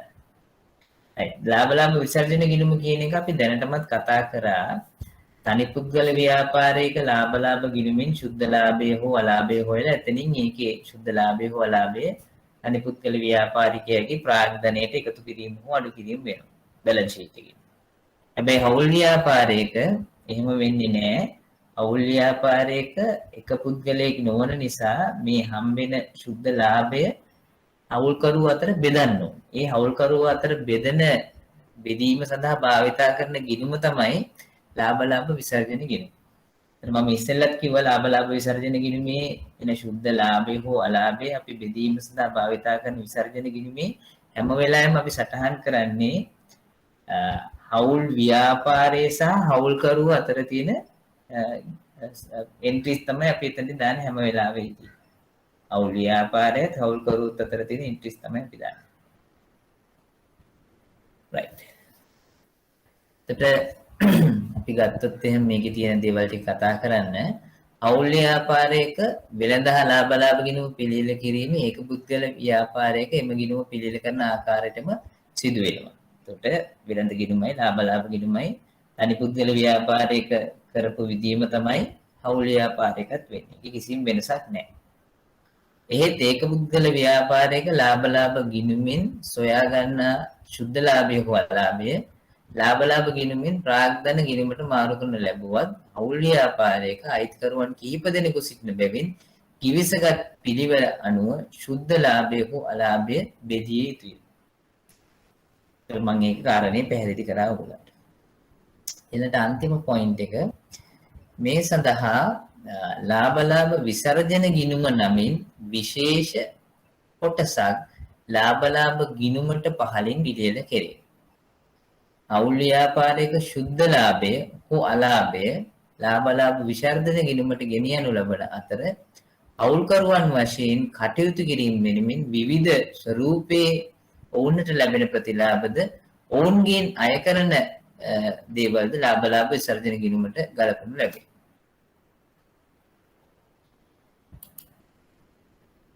එතකොට මෙන්න මේවා තමයි ඔය ලාභ විසර්ජන ගිණුමට අපි ගලපනු ලබන අයිතම. එතකොට මම කිව්වා ලාභ විසර්ජන ගිණුම අපි සටහන් කරන්නේ හවුල් ව්‍යාපාරය සහ හවුල් කළුව විතරක් අතර වෙන ගනුදෙනු විතරයි. දැන් පළවෙනි එක ගත්තොත් එහෙම ප්‍රාග්ධන පොලි. එතකොට ප්‍රාග්ධන පොලි ගෙවන්න අදාළ පුද්ගලයා හවුල් ව්‍යාපාරයේ ප්‍රාග්ධනයේ දායක වෙන්න ඕන. ප්‍රාග්ධනයේ දායක වෙන පුද්ගලයාට අපි කියන්නේ හවුල්කරු කියලා. ඒතර ප්‍රාග්ධන පොලි කියන එක අර ලාභ ගිණුමේ අපි සටහන් කරන්නේ නැහැ. ඒකට යන්නේ ලාභ විසර්ජන ගිණුමට. right. ඒතර ඒකත් අර ලාභ ගිණුම වගේ කන්ටිනියුේෂන් එකක් එතනින් පස්සේ ඉස්සරහට යන එක. ඒතර ඒකේ සටහන් කරන්නේ සුද්ධ ලාභයෙන් පටන් අරගෙන සුද්ධ ලාභය කොහොමද හවුල්කරුවන්ට බෙදෙන විදිය. ඒ බෙදෙන එක විදියක් තමයි ප්‍රාග්ධන පොලි ගෙවන එක. ඊළඟ දෙවෙනි එක හවුල්කරුවන්ට වේතන ගෙවන එක. ඒතර වේතන ගෙවන්න ආපුවම වේතන වලට අපිට ඇඩ්ජස්ට්මන්ට්ස් දෙකක් තියෙනවා. එකක් තමයි වේතන අපි ඩික්ලෙයාර් කරන එක. දෙවෙනි එක වේතන මුදලින් ගෙවනවා කියන එක. දැන් ඔයගොල්ලෝ මතක තියාගන්න මේක හරියට ඔයගොල්ලොන්ට හැම 25ම එහෙම නැත්නම් හැම 10 වෙනිදාම බැංකුවෙන් ඔයගොල්ලොන්ට සැලරිස් ක්‍රෙඩිට් කරන ඔයගොල්ලන්ගේ account එකට. ඒක තමයි අපි හවුල්කරුවන්ටත් වේතන අපි ඒගොල්ලන්ට දෙනවා.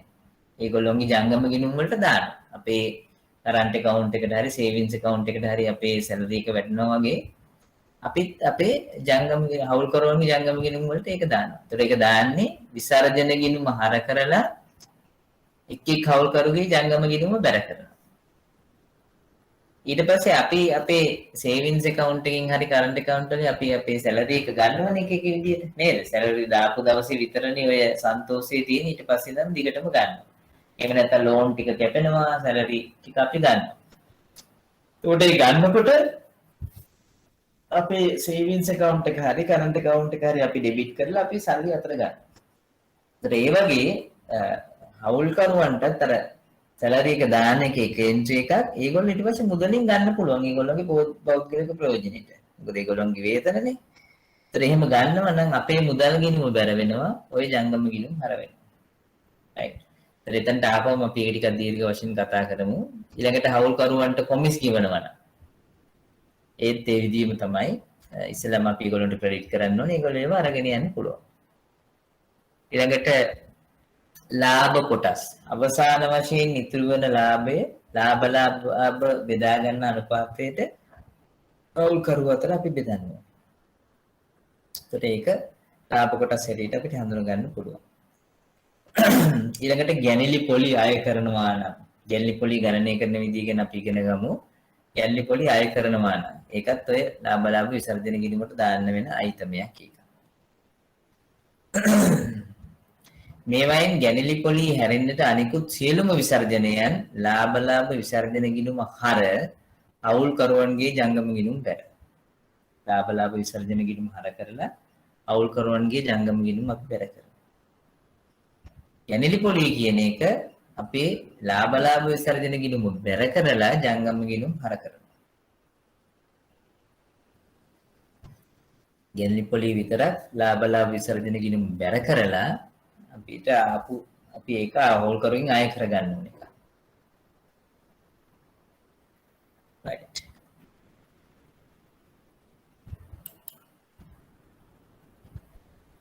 දැන් අපි එකිනෙක අයිතම අරගෙන බලමු කොහොමද මේක අපි සාධාරණීකරණය කරන්නේ හරි නැත්නම් මේ ගැළපිල්ල කරන්නේ කොහොමද කියලා අපේ අවුල් ව්‍යාපාරික අවසාන ගිණුම් හදද්දී. ඒගොල්ලන්ට මොන හරි ගැටලු තියෙනවද මේ දක්වා ගන්න පේව සම්බන්ධයෙන්?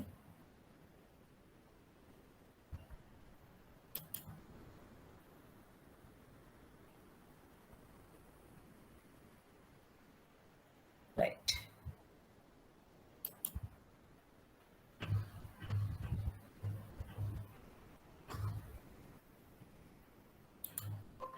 right. අපි මුලින්ම බලමු ප්‍රාග්ධන පොලි. බොහෝ හවුල් ව්‍යාපාර හවුල්කරුවන්ගේ ප්‍රාග්ධනය වෙනුවෙන් යම් නිශ්චිත පොලියක් ගෙවයි. ප්‍රාග්ධන පොලිය අනුපාතය කියලා එකක් දීලා ප්‍රාග්ධනය වෙනුවෙන් පොලියක් ගෙවනවා බොහෝ හවුල් ව්‍යාපාර. ඒත් පොලි ගෙවීම පිළිබඳව කිසිවක් හවුල් ගිවිසුමේ සඳහන් වෙන්නේ නැත්නම් හවුල් ව්‍යාපාර ආඥා පනතට අනුව ප්‍රාග්ධනය වෙනුවෙන් පොලි ලැබීමට හවුල්කරුවන්ට හිමිකමක් නැහැ. 24 වගන්තිය කියන්නේ හවුල්කරුවන්ගේ ප්‍රාග්ධනය වෙනුවෙන් පොලියක් ගෙවන්න එපාය කියලා. right. ගානේ අපිට මුකුත් කියලා නැත්නම් හවුල්කරුවන්ගේ ප්‍රාග්ධන පොලිය සම්බන්ධයෙන් අපිට පහසු වෙනවා 24 වගන්තිය කියන්නේ එහෙම පොලියක් ගෙවන්න එපාය කියලා. අපිට ඒකට ගැළවීමක් කරන්න අවශ්‍යතාවයක් නැහැ. සාමාන්‍යයෙන් හවුල්කරුවන්ගේ ප්‍රාග්ධනයට පොලියක් ගෙවීම සාධාරණ යයි සැලකෙන්නේ හවුල්කරුවන් දායක වී ඇති ප්‍රාග්ධනයට අනුපාතිකව ලාභ බෙදා නොගන්නා අවස්ථාවකදී. දැන් බලන්න මම ඒකට ඔය පොඩි කොටුවක් එහෙම දාලා තියෙනවා. ඔයගොල්ලෝ හොඳට බලාගෙන හිටියොත් ඔයගොල්ලන්ට තේරෙයි. දැන් පළවෙනි මම හෙඩින් එක දාලා තියෙන පළවෙනි කොලම්ස් වලට අසාධාරණයි කියලා. දෙවෙනි කොලම්ස් වලට සාධාරණයි කියලා. දැන් ප්‍රාග්ධන පොලියක් ගෙවන්නේ නැහැ කියලා හිතන්නකෝ අපි. ප්‍රාග්ධන පොලිය ගෙවන්නේ නැහැ. එතකොට පළවෙනි හවුල් ව්‍යාපාරයේ ABC, දෙවෙනි හවුල් ව්‍යාපාරයේ PQR. එතකොට ප්‍රාග්ධන පොලියක් ගෙවන්නේ නැත්නම් පළවෙනි හවුල් ව්‍යාපාරයේ ඉන්න කට්ටියට අසාධාරණයි. දෙවෙනි හවුල් ව්‍යාපාරයේ ඉන්න කට්ටියට සාධාරණයි කියලා මම කන්ක්ලූෂන් එක දීලා තියෙනවා. කොහොමද කන්ක්ලූෂන් එක දීලා තියෙන්නේ? පළවෙනි හවුල් ව්‍යාපාරයේ හවුල්කරුවෝ ප්‍රාග්ධනයේ දායක වෙලා තියෙන්නේ පළවෙනි එක්කිනා රුපියල් 1000 වලින් තියෙන්නේ මිලියන එකක්. A B ලක්ෂ 5යි C ලක්ෂ 3යි. එතකොට ප්‍රාග්ධනයට දායක වෙලා තියෙන අනුපාතය 10ට 5ට 3යි. හැබැයි ලාභ බෙදාගන්නේ සමානව නම් එකට නම් අර Aට අසාධාරණයක් වෙනවා. A ලාභයෙන් 3න් එකකට හිමිකම් ලබනවා. ඒ කියන්නේ එයා ගන්න රිස්ක් එක තමයි ලාභයෙන් 3න් එකයි එයා ලැබෙන්නේ. ලාභත් වෙන්න පුළුවන්, පාඩුත් වෙන්න පුළුවන්. ලාභයක් ආවත් පාඩුවක් ආවත් ඒකෙන් 3න් එකක් ගන්නවා කියලා එයා එකඟ වෙලා තියෙනවා. හැබැයි එයා ප්‍රාග්ධනයට දායක වෙලා තියෙනවා 18න් 10කට. 18න් 10කට. කියන්නේ මුළු ප්‍රාග්ධනයේ ලක්ෂ 18න් ලක්ෂ 10ක්ම දාලා තින්නේ එයා. 150කටත් වඩා වැඩියෙන් දාලා තින්නේ එයා. මිලියන එකක් දාලා තිනවා මිලියන 1.8න්. නැත්නම් ලක්ෂ 18න් ලක්ෂ 10ක්ම දාලා තින්නේ එයා. හැබැයි එයාට ලාභයෙන් හම්බෙන්නේ 3න් එකයි. ලාභය හෝ අලාභය. ලාභය තිබ්බත් අලාභයක් තිබ්බත් 3න් එකක් ගන්න එයා එකඟ වෙලා තියෙනවා. හැබැයි C ගත්තාම ඒ ව්‍යාපාරේම එයා ප්‍රාග්ධනයට දායක වෙලා තියෙන්නේ ලක්ෂ 3යි. ඒ කියන්නේ මුළු ප්‍රාග්ධන අනුපාතයෙන් 18න් 3ක් තමයි එයා දාලා තියෙන්නේ. හැබැයි ලාභයෙන් 3න් එකකට හිමිකම් ලබනවා. ලාභය හෝ අලාභය 3න් එකකට හිමිකම් ලබනවා. එතකොට ප්‍රාග්ධන අනුපාතය 10ට 5ට 3 තියෙද්දි ABC හවුල් ව්‍යාපාරයේ ලාභ අනුපාතය 1ට 1 තියෙද්දි අසාධාරණයක් වෙනවා. වැඩියෙන් ප්‍රාග්ධනයට දායක වෙච්ච මිනිසුන්ට ඒගොල්ලන්ට වැඩි ප්‍රාග්ධනයක් දැම්ම කියලා ඒගොල්ලන්ට විශේෂ සැලකිල්ලක් හම්බෙලා නැහැ. දැන් උතන A ලක්ෂ 3ක් දාලා B ලක්ෂ 3ක් දාලා තිබ්බනම් උතන ගැටලුවක් නැහැ. right. එතකොට ප්‍රාර්ථන පොලියක් ගෙවන්නේ නැති අවස්ථාවකදී මේ ඔය ABC කියන ව්‍යාපාරයේ වගේ තිබ්බොත් හවුල් ව්‍යාපාරයේ ප්‍රාර්ථන පොලිය ගෙවන්නේ නැත්තම් එතන අසාධාරණයක් සිද්ධ වෙනවා. හැබැයි ඔයගොල්ලෝ බැලුවොත් එහෙම PQR කියන හවුල් ව්‍යාපාරයේ ප්‍රාග්ධනයට දායක වෙලා තියෙන තුන් දෙනාම ලක්ෂ 6 ගන්න. ඒතර ප්‍රාග්ධන අනුපාතය 1ට 1ට 1යි.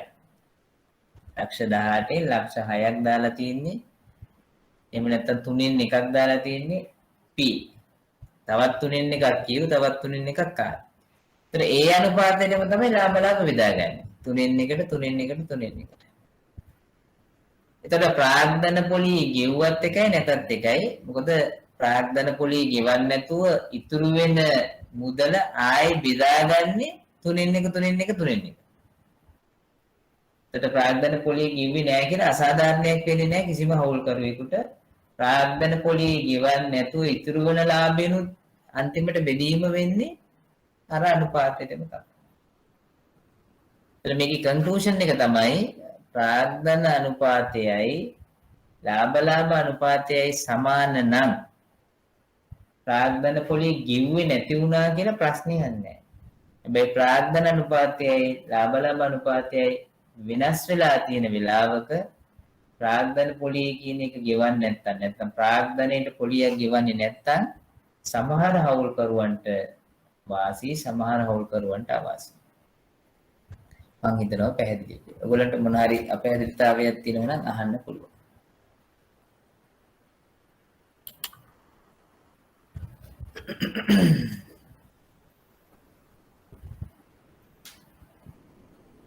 අපැහැදිලිතාවයක් තියෙනවා නම් අහන්න පුළුවන්.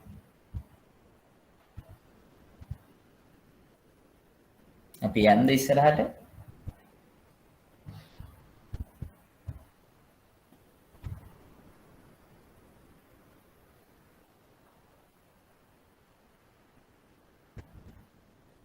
right.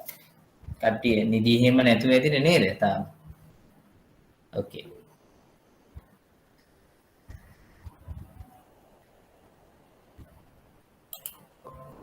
right. අපි යන් ඊළඟ කොටසට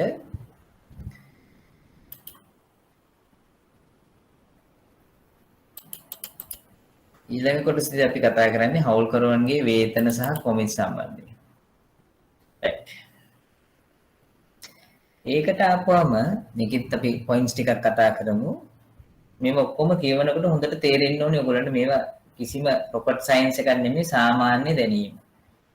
right. සමහර හවුල්කරුවෝ හවුල් ව්‍යාපාරයේ කටයුතු සඳහා පූර්ණ කාලය යොදවනවා. සම්පූර්ණයෙන්ම කාලය යොදවනවා සමහර හවුල්කරුවෝ. මෙසේ ව්‍යාපාරයේ කටයුතු වෙනුවෙන් අනෙක් හවුල්කරුවන්ට වඩා කාලය හා ශ්‍රමය වැය කරන හවුල්කරුවන්ට ඒ සඳහා වැඩි අනුපාතයකට ලාභ බෙදීම වෙනුවට ස්ථීර වේතනයක් ගෙවීම සාමාන්‍යයෙන් සිදු වේ. එහෙම වැඩි කාලයක් වැඩි ශ්‍රමයක් යොදවනකොට දැන් ඕනම වැඩක් ගත්තාම දැන් අපි හිතමු ඔයගොල්ලෝ දැන් යුනිවර්සිටි හරි මොකක් හරි MBA එකට ගියාම ගෲප් අසයින්මන්ට් කියලා එකක් තියෙනවා. සමහර එතකොට ඔයගොල්ලන්ට තේරෙනවා ඒ ගෲප් එකේ ඉන්න සමහරු සෑහෙන්න මහන්සි වෙලා වැඩ කරනවා. දැන් අපි ඔකට කියනවා 80-20 principle කියලා. දැන් ඕනම ආයතනයක ගත්තත් එහෙමයි. ඕනම බ්‍රාන්ච් එකක ගත්තත්, ඩිපාර්ට්මන්ට් එකක ගත්තත් සමහරු ගොඩාක් මහන්සි වෙනවා. සමහරු එහෙම මහන්සි වෙන්නේ නැහැ.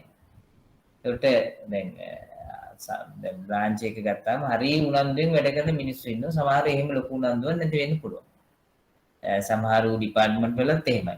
ඒකට දැන් මේ හවුල් ව්‍යාපාරයකට ආවම හවුල්කරුවන්ගෙන් සමහරු ඉන්න පුළුවන් පූර්ණ කාලිනව වැඩ කරන. ඒකට ඒ වගේ වෙලාවට ඒගොල්ලන්ට සාධාරණයක් කරන්න සමහර අවස්ථාවලදී ඒගොල්ලන්ට වේතනයක් එවනවා. right. සියලුම හවුල්කරුවන් එකසේ ක්‍රියාකාරීව ව්‍යාපාර කටයුතු වල සහභාගී වන අවස්ථාවලදී ව්‍යාපාරයේ නියම ලාභය ගණනය කිරීමේ අනුමුරින් හවුල්කරුවන්ගේ සේවය සඳහා ප්‍රමාණවත් වේතන ගෙවීම සිදු කරනවා.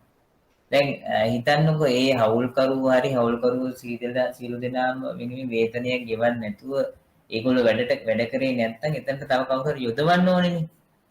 ඒක නිසා ඒක සාධාරණීකරණය කරන්නත් සමහර වෙලාවට වේතනයක් ගෙවන්න බෑ. වේතන හෝ කොමිස් ගෙවීම සම්බන්ධයෙන් කොන්දේසි හවුල් ගිවිසුමේ ඇතුළත් නොවේ නම් දැන් හවුල් ගිවිසුමේ වේතන ගෙවන එක සම්බන්ධයෙන් කොමිස් ගෙවන එක සම්බන්ධයෙන් හවුල් ගිවිසුමේ ඇතුළත් වෙන්නේ නැත්නම් හවුල්කරුවන්ගේ සේවය වෙනුවෙන් වේතන හෝ කොමිස් ලැබීමට හවුල් ව්‍යාපාර ආඥා පනත අනුව ඔවුන්ට හිමිකමක් නැත. හිමිකමක් නැහැ කියලා කියනවා. වේතන හරි කොමිස් හරි ගෙවන්න හවුල් ආඥා පනත අපි දැන් ටිකකට ඉස්සෙල්ලා ඒක ඉගෙන ගත්තා. එතන වේතන හරි මොන හරි ගෙවනවා නම් අපි අනිවාර්යයෙන්ම හවුල් ගිවිසුමේ ඒක සඳහන් වෙන්න ඕන.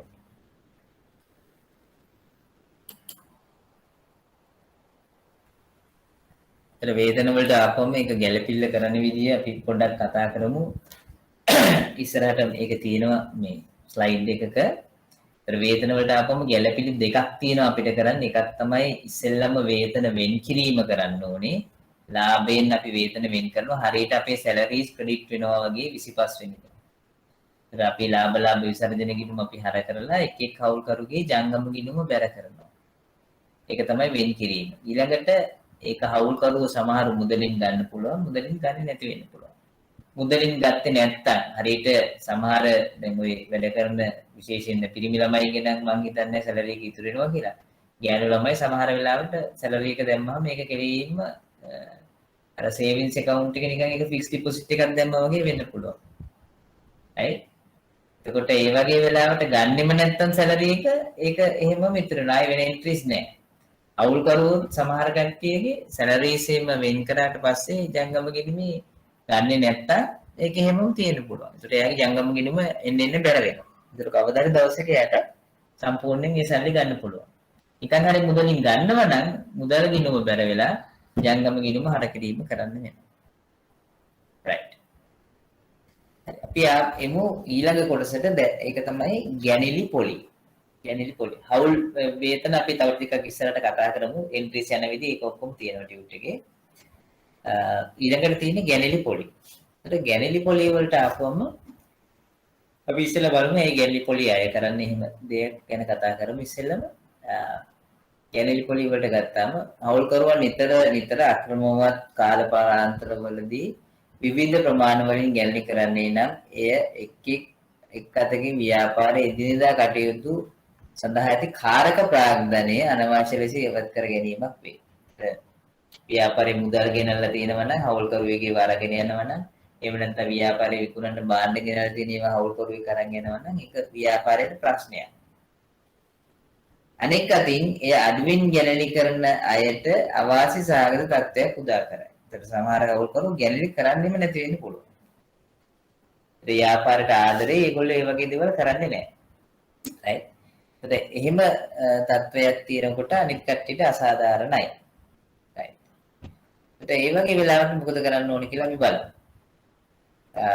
හවුල්කරුවන් අනවශ්‍ය ලෙස ව්‍යාපාරයේ මුදල් ගැනීම ලෙස ව්‍යාපාර නිවත් කර ගැනීම අධෛර්යමත් කිරීම සඳහා හවුල්කරුවන්ගේ අයිතිවාසිකම් නිසි ලෙස ගැළපීම සඳහා සමහර ව්‍යාපාර ගැනීම වෙනුවෙන් පොලි අය කරනු ලැබේ. ගැනීම වෙනුවෙන් පොලි අය කරනලු සමහර ව්‍යාපාර. අපි බලමු ඒ වගේ අය කරනවා නම් කොහොමද අය කිරීම සිද්ධ කරන්නේ කියලා. අපි දැන්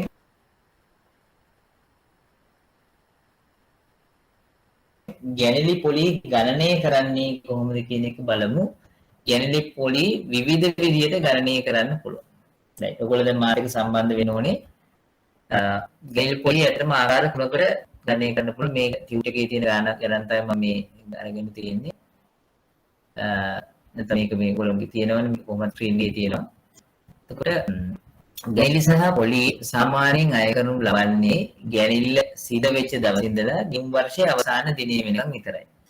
ඒකට හේතුව තමයි ගැනිලි සම්පූර්ණයෙන්ම ගැනිලිනුම බිඳුව වෙලා මම ඔයගලන්ට කිව්වා ඒක වර්ෂයේ අවසානයේදී අපි එක් එක් කවුල්කරුගේ ජංගම ගිණුමට හර කරනවා කියලා. ගැනිලි සිද්ධ කරන වෙලාවේදී මුදල් ගිණුම හරි ගැනුම් ගිණුම හරි බැර කරලා ගැනිලි ගිණුම හර කරනවා එක් එක් කවුල්කරුගේ. ඒතර වර්ෂයේ අවසානයේදී සම්පූර්ණ ගැනිලි ටික එකතු කරලා ඒ ටික අපි රිකවර් කරගන්නවා එක් එක් කවුල්කරුගේ ජංගම ගිණුම හර කරලා. ඒතර එයාට ගෙවන්න ඕනේ ටික ජංගම ගිණුමේ වැරපැත්තේ තියෙනවා. එයාගෙන් අය වෙන්න ඕනේ ගැනිලි වගේ එකක් ඒක හර කරලා ඒක රිකවර් කරගන්න. ඒක නිසා ගැනලි වලට අපි පොලි බලනකොට ගැනලි සිද්ධ වෙච්ච දිනේ ඉඳලා ගිණුම් වර්ෂයේ අවසානයේ දින වෙනකන් විතරයි ගන්නෙ. මොකද ගිණුම් වර්ෂයේ අවසානයේ දිනට මේ ගැනලි අපි අදාළ පුද්ගලයාගෙන් රිකවර් කරගන්නවා. අවුල්කරුගෙන් රිකවර් කරගන්න නිසා. ඒතර මතක තියාගන්න හැම වෙලාවෙම ගැනලි පොලි ගණනය කරනකොට ගැනලි සිද්ධ වෙච්ච දවසේ සිට ගිණුම් වර්ෂයේ අවසාන දිනේ වෙනකන් විතරයි අපි පොලි බලන්නේ. හරි. ඒකේ මම උදාහරණයක් දීලා තිනවා. පළවෙනි එක බලන්න අමර තුසිත සහ බුහාරි රෙදිපිලි ව්‍යාපාරයක හවුල්කරුවෝ වෙති 19/3/31 වන දිනෙන් අවසන් වර්ෂයේ සඳහා හවුල් ව්‍යාපාරයේ වර්ෂය තුල ගැනලි දීලා තියෙනවා. අමර 2018 8.15 රුපියල් 12000ක් අරගෙන තියෙනවා. තුසිත 2018 10.1 රුපියල් 9000ක් අරන් තියෙනවා. එතකොට ගිණුම් වර්ෂයේ අවසාන වෙන්නේ 19/3/31. එතකොට ගැනලි සඳහා වර්ෂයකට 120 බැගින් හවුල්කරුවන්ගෙන් පොලි අය කර යුතුය. ඒතර අපි ගැනලි ගත්ත දවසේ ඉඳලා ගිණුම් වර්ෂයේ අවසාන දින වෙච්ච 19/3/31 වෙනකන් තමයි පොලි බලන්න ඕනේ. අවුරුද්දේ පොලි අනුපාතය දීලා තියෙනවා 120යි කියලා. 120යි. එතකොට ගැනලි පොලි ගණනය කරන්නේ පළවෙනි එක්කෙනා 12000යි 120යි. ඒගොල්ලෝ බලන්න ඕනේ මාස කීයක් තියෙනවද කියලා. ඒතර 8.15 ඉඳලා 19/3/31ට මාස කීයක් තියෙනවද? 8.15 9.15ට 1යි 10.15 11.15 12.15 1.15 2.15 3.15 right. එතකොට මාස ගාන බලනවා මාස ගානට අදාළව අවුරුද්දම ගෙනලි තියෙනවා නම් අපි අවුරුද්දටම බලනවා 120 නැත්නම් අපිට මාස ගානට තමයි බලන්න වෙන්නේ.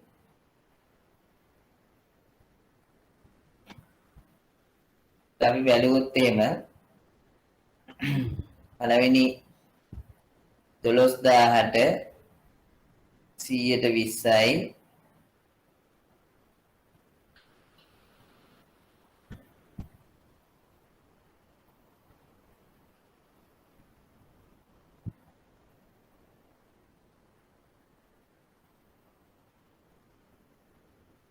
මාස ගාන බලන්න 2018 8.15 ඉඳලා 19/3/31 වෙනකම්. ඒතර 9.15 10.15 11.15 12.15 1.15 2.15 3.15 මාස 7ක් තියෙනවා 7මාරක්.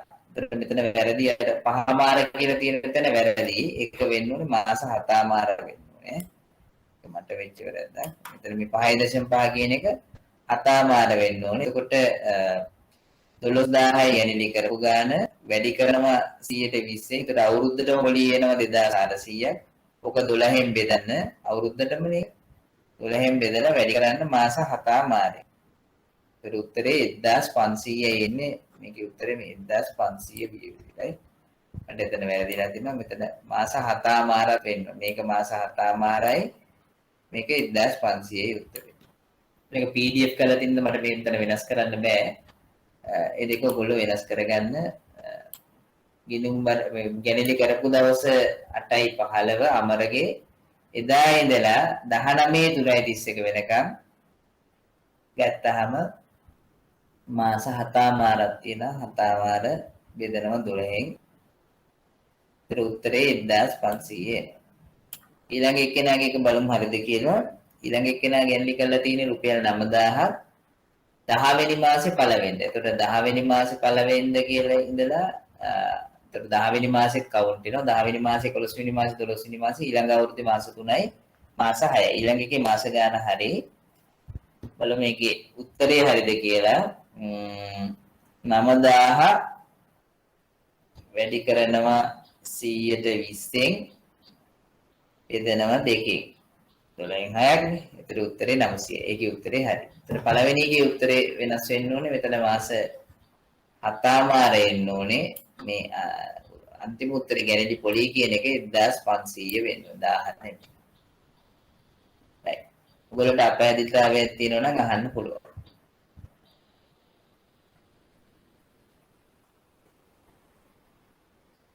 එතන මේ ගැනීම පොලි බලන එක විදියක්.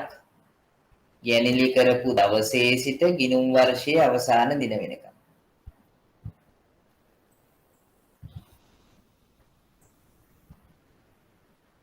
මේක කරන්න පුළුවන් ගැනීම සිදුවපු නිශ්චිත දිනේ ගානේ දීලා තියෙන්න ඕනේ. ඒ අනුව තමයි අපිට ගැනීම පොලි ගණනය කරන්න පුළුවන් වෙන්නේ.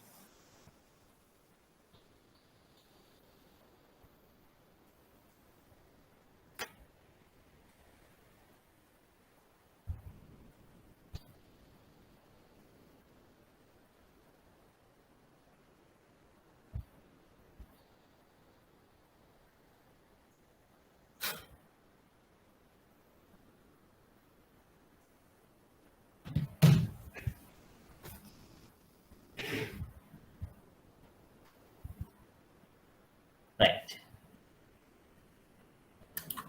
වලට ගැටලු තියෙනවද? right. okay. clear කියලා කියනවා සමහරු clear කියලා කියනවා සමහරු සද්දයක්වත් නැහැ මොනාරි issue එකක් තියෙනවා ඔයගොල්ලන්ට අහන්න පුළුවන් mic එක on කරලා අහන්නත් පුළුවන් නැත්නම් text කරන්න පුළුවන් මට උත්තරේ ලැබෙන්නේ මේ තේරුණ කට්ටියකින් විතරයි අනිත් කට්ටිය මං හිතනවා තේරිලා ඇති කියලා ඒගොල්ලෝ right අපි යමු ඊළඟ එකට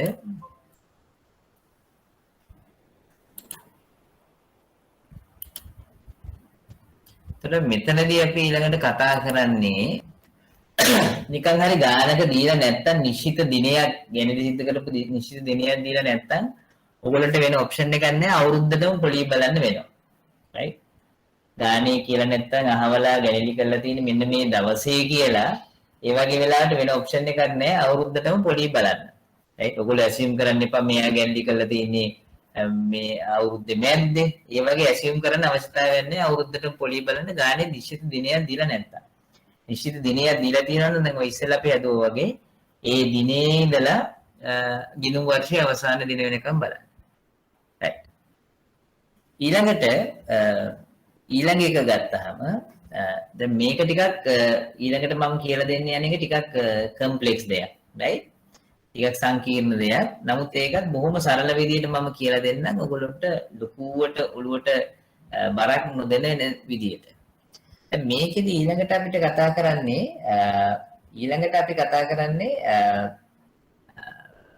ගැනිලි සෑම මාසයකදීම එකම දිනයකදී සමාන ප්‍රමාණ වලින් සිද්ධ වෙනවා නම් කොහොමද කරන්න කියලා.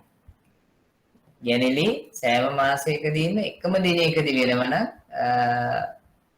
කොහොමද අපි ඒක සම්බන්ධයෙන් කටයුතු කරන්න ඕනේ කියන එක තමයි ඊළඟට අපි කතා කරන්නේ. right. මේකෙදි විශේෂත්වය තමයි මාස 12 හෝ තෝරගත්ත මාස කිහිපයකදී එක දිගට දැන් මෙහෙමනම් මේ ගාන හදන්න බෑ මේ අපි හිතන්නේ මෙන්න මේකට මේ විදිහට වෙන්න ඕනේ ජනවාරි මාසේ ඉඳලා දෙසැම්බර් මාසේ වෙනකන් හැම මාසෙම මුලම 5000 ගානේ ගන්න ඕනේ right එතකොට ජනවාරි මාසේ ඉඳලා දෙසැම්බර් මාසේ වෙනකන් හැම මාසෙකම මුල රුපියල් 5000 ගානේ ගන්න.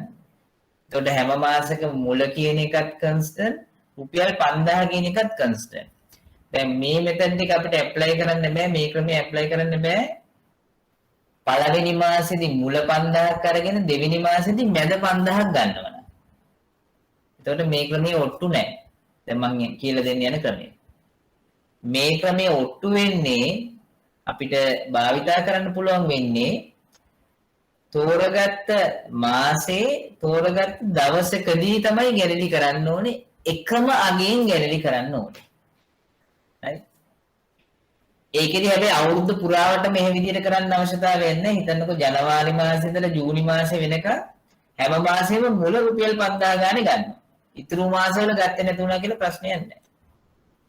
right ඒ වගේ වෙලාවටත් මේ ක්‍රමය ඇප්ලයි කරන්න පුළුවන්. ඊළඟට මෙහෙම කරනවා නම් ජනවාරි මාසේ හැම මාසෙම මුලම ගැලලි කරනවා ජනවාරි මාසේ ඉඳලා සැප්තැම්බර් මාසෙ වෙනකම් 5000 ගානේ අරගෙන ඊට පස්සේ 4500 6000 ඒ වගේ වෙන ගණනුත් ගන්න. එතකොට මේ ක්‍රමය අපිට ඇප්ලයි කරන්න බෑ. ඒත් මේ ක්‍රමය ඇප්ලයි කරන්න පුළුවන් එකම විදිය තමයි අපි එකම රටාවකට එකම ගානකින් ගැනලි කරනවා. ඒක හැබැයි හැම අවුරුද්දේ මාස 12ක් වෙන්න ඕනේ කියලා එකක් නෑ. අවුරුද්දේ මාස පළවෙනි මාස 3 හරි පළවෙනි මාස 6 හරි පළවෙනි මාස 5 හරි එහෙම නැත්නම් හිතන්නකෝ අප්‍රේල් මාසයේ ඉඳලා නොවැම්බර් මාස වෙනකන් එක දිගට එක රටාවකට ගැනීම කරත් ඒත් මේ ක්‍රමය ඇප්ලයි කරන්න පුළුවන්. හැබැයි ඒ රටාව වෙනස් වුණා නම් ඒ ගන්න amount එක වෙනස් වුණා නම් මේ ක්‍රමය ඇප්ලයි කරන්න බෑ. හරි.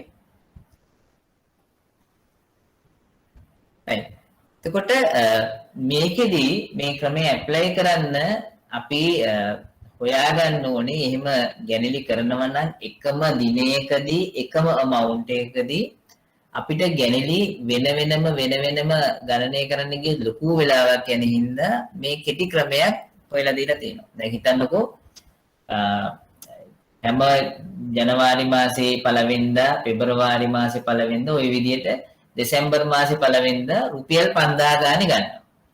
එතකොට අපි ඒ ගැනලි වෙනම පොලි ගණනය කරන්න ගත්තොත් එimhe ජනවාරි මාසේ කරන රුපියල් 5000 ගැනල්ල සඳහා අවුරුද්දකට පොලි බලන්න ඕනේ. පෙබරවාරි මාසයක ගත්තොත් ඒකේ මාස 11කට පොලි බලන්න ඕනේ. එතකොට අපි ඇත්තටම කැල්කියුලේෂන් 12ක් කරලා තමයි ගැනලි පොලි හොයාගන්න ඕනේ.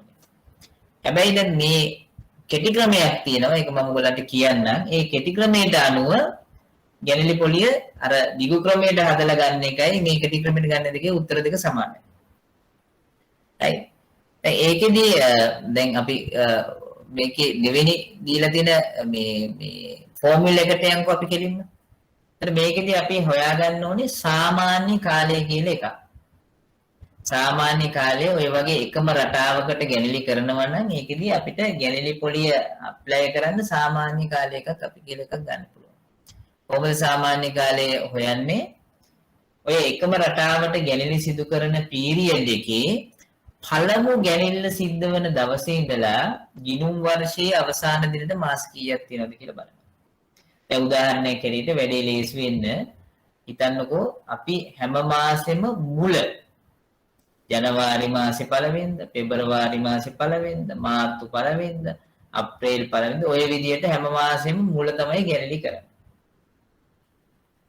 හැම මාසෙම මුල තමයි ගැනලි කරන්නේ. right. හැම මාසෙම මුල ගැනලි කරනකොට ජනවාරි මාසයේ කරන ගැනල්ලට මාස 12ක පීරියඩ් එකක් අපි පොලි බලන්න ඕනේ. ඒතර මේකෙදි කියන්නේ ආරම්භක ගැනලි සිදුවන දින සිට ගිණුම් කාලච්ඡේදයේ අවසාන දිනතෙක් මාස ගානේ කියලා. ඒකට අපි ගත්තොත් එහෙම ඔය උදාහරණයක් ගත්තොත් හැම මාසෙම ජනවාරි පළවෙනිදා හැම මාසෙම පළවෙනිදා ගැනලි කරනවා නම් ජනවාරි මාසයේ සිට දෙසැම්බර් මාසයේ දක්වාම ඒතර ජනවාරි මාසයේ පළවෙනිදා කරන ගැනලි ජනවාරි මාසේ පළවෙනිදානේ ගැනලි කරන්නේ ඒ දවසේ ඉඳලා දෙසැම්බර් 31 තමයි ගිණුම් වර්ෂයේ අවසාන දිනෙට එදාට මාස ගාන කීයද 12යි. එතකොට මේ දීලා තියෙන සූත්‍රයේ පළවෙනි කොටසට උත්තරේ 12යි. දෙවෙනි කොටසින් අහන්නේ අවසාන ගැනලි සිදුවන දින සිට ගිණුම් කාලච්ඡේදයේ අවසානයේ දිනතෙක් මාස ගාන කීයද? ඒතර ඔය කිව්ව උදාහරණේ අවසාන ගැනලි සිද්ධ වෙන්නේ දෙසැම්බර් මාසේ පළවෙනිදා. දෙසැම්බර් මාසේ පළවෙනිදා.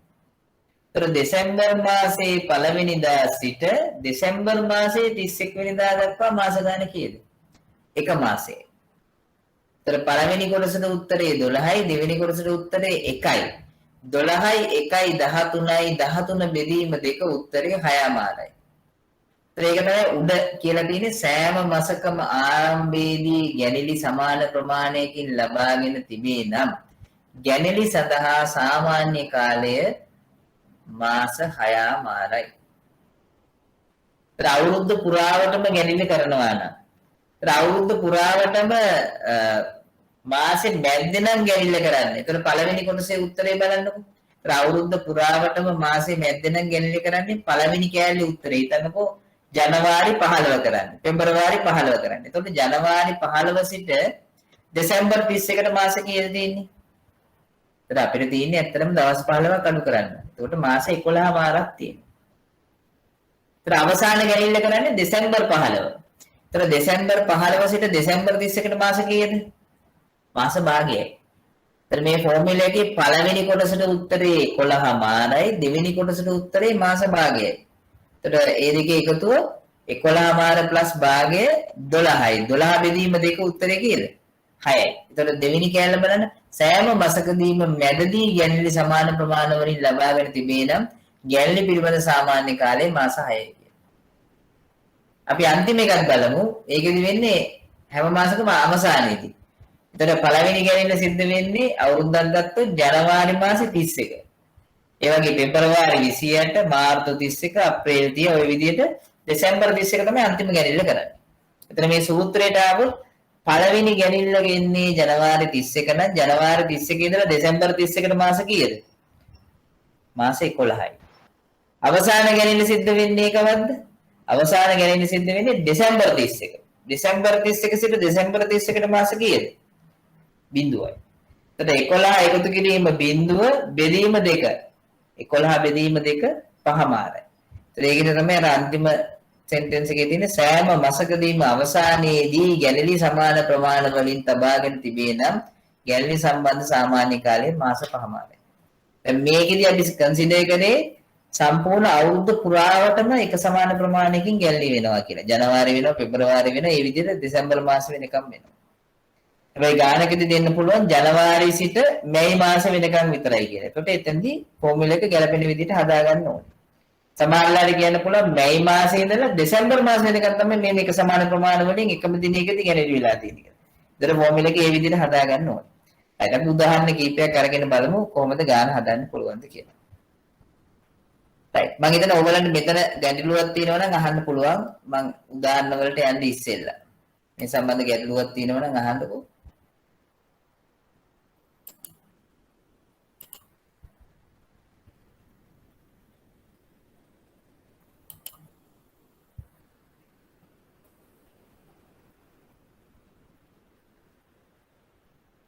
අපි උදාහරණයක් අරගෙන බලමු. එතකොට ඔයගොල්ලන්ට ගැටලුවක් මතුනොත් අපි බලමු. right?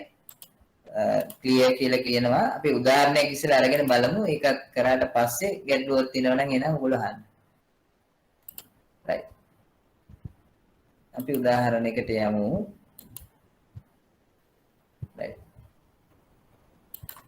ඔයගොල්ලෝ තනියෙන් ගාන හදන්න දැන්. මේකේ උත්තරේ බලන්න ඉස්සෙල්ලා මේකේ කියනවා අමර තුසිත සහ බුහාරි රෙදිපිලි වෙළඳ ව්‍යාපාරයක හවුල්කරුවෝ වෙති. 2019 3.31 දිනෙන අවසන් වර්ෂයේ සඳහා හවුල් ව්‍යාපාරය.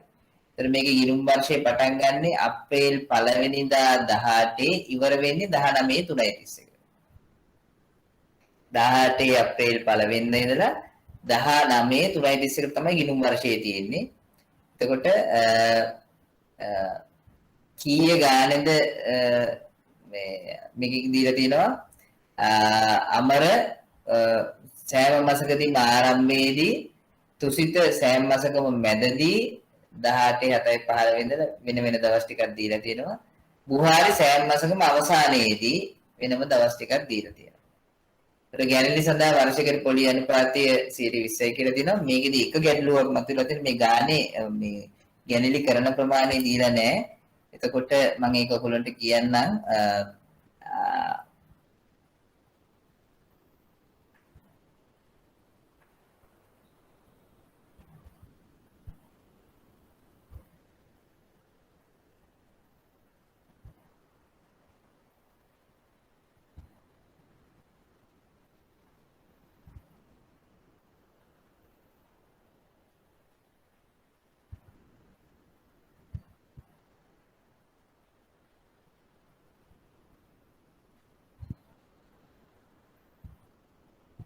මේ තුන්දෙනාම ගැනලි කරලා තියෙන්නේ රුපියල් 5000 ගානේ කියලා මෙතන වෙනස් කරගන්න ඕනේ. මෙතන කොහේ තැනක ඔයගොල්ලෝ ලියා ගන්න. තුන්දෙනාම ගැනලි කරලා තියෙන්නේ හැම මාසෙකම රුපියල් 5000 ගානේ. right? ඒක මට ඉස්සෙල්ලා තියෙන මෙතන ලියන්න. හැම මාසෙකම රුපියල් 5000 ගානේ තමයි ගැනලි කරලා තියෙන්නේ. ඒකට එහෙමනම් බලන්න ගැනලි පොලි මේ තුන්දෙනාට කීයේ ගානේ. ඒකට පළවෙනි කියලා අවුරුද්දේ මාස 12ම ගැන්ලි කරලා තියෙනවා අප්‍රේල් මාසේ ඉඳලා 2019 තුන්වෙනි මාසේ පළවෙනිද දක්වා හැම මාසෙකම මුලදී. ඒකට හැම මාසෙකම රුපියල් 5000 ගානේ කියන්නේ රුපියල් 60000ක ගැන්ලි කරලා තියෙනවා. ඒතර එයාගේ පොලිය තමයි අපි බලන්නේ. ඉතින්ලම සාමාන්‍ය කාලේ හොයාගන්න සාමාන්‍ය කාලේ හොයලා පොලිය බලන්න වෙනවා. දෙවෙනි එකේවත් 5000 ගානේ තුන්වෙනි එකේවත් 5000 ගානේ දෙවෙනි එකේලාගේ වෙනසක් තියෙනවා. එයා අවුරුද්ද මුලේ එයා හැම මාසෙකම මැදදී කරලා තියෙන හැබැයි අවුරුද්දේ මුලින්දම කළා නෑ 18 7:15 වෙනිදා තමයි 19 1:15 වෙනකම් විතරයි කරලා තියෙන්නේ.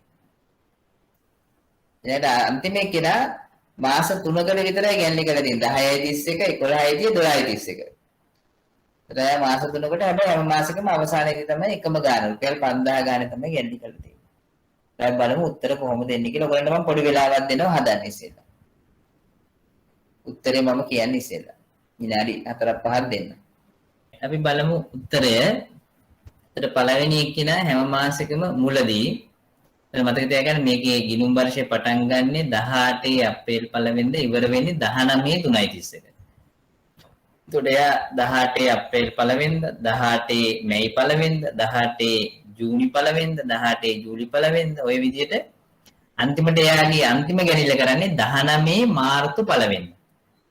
19 3:31 නේ ගිණුම් වර්ෂය ඉවර වෙන්නේ. ඒත් 19 මාර්තු 1 වෙනිදා ගැනිලි 12ක් එයා කරනවා. ඒ කියන්නේ 5000ව 12ක්. ඒ කියන්නේ රුපියල් 60000ක් ගැනිලි කරලා තිනවා. එකම amount එක හැම මාසෙකම මුලදී. ඒතකොට සාමාන්‍ය කාලේ අපි දැන්ටම දන්නවා. අපි ෆෝමියුලා එකට දැම්මුත් එහෙම මම යන්නම් උත්තරේට.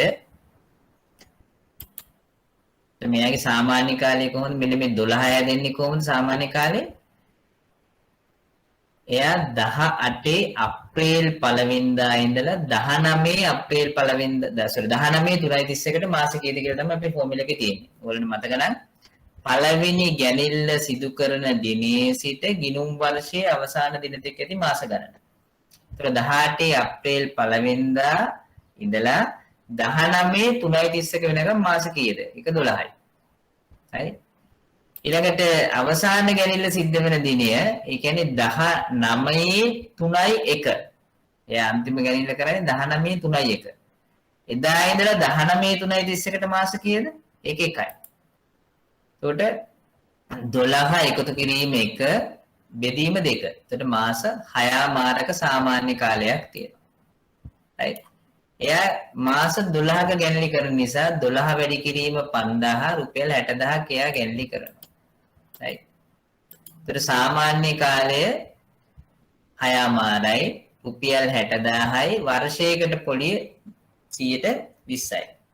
එතකොට අපි බැලුවොත් ගණනය කරලා ගණනය කරන්නේ මෙහෙමයි 60000 වැඩි කිරීම 120.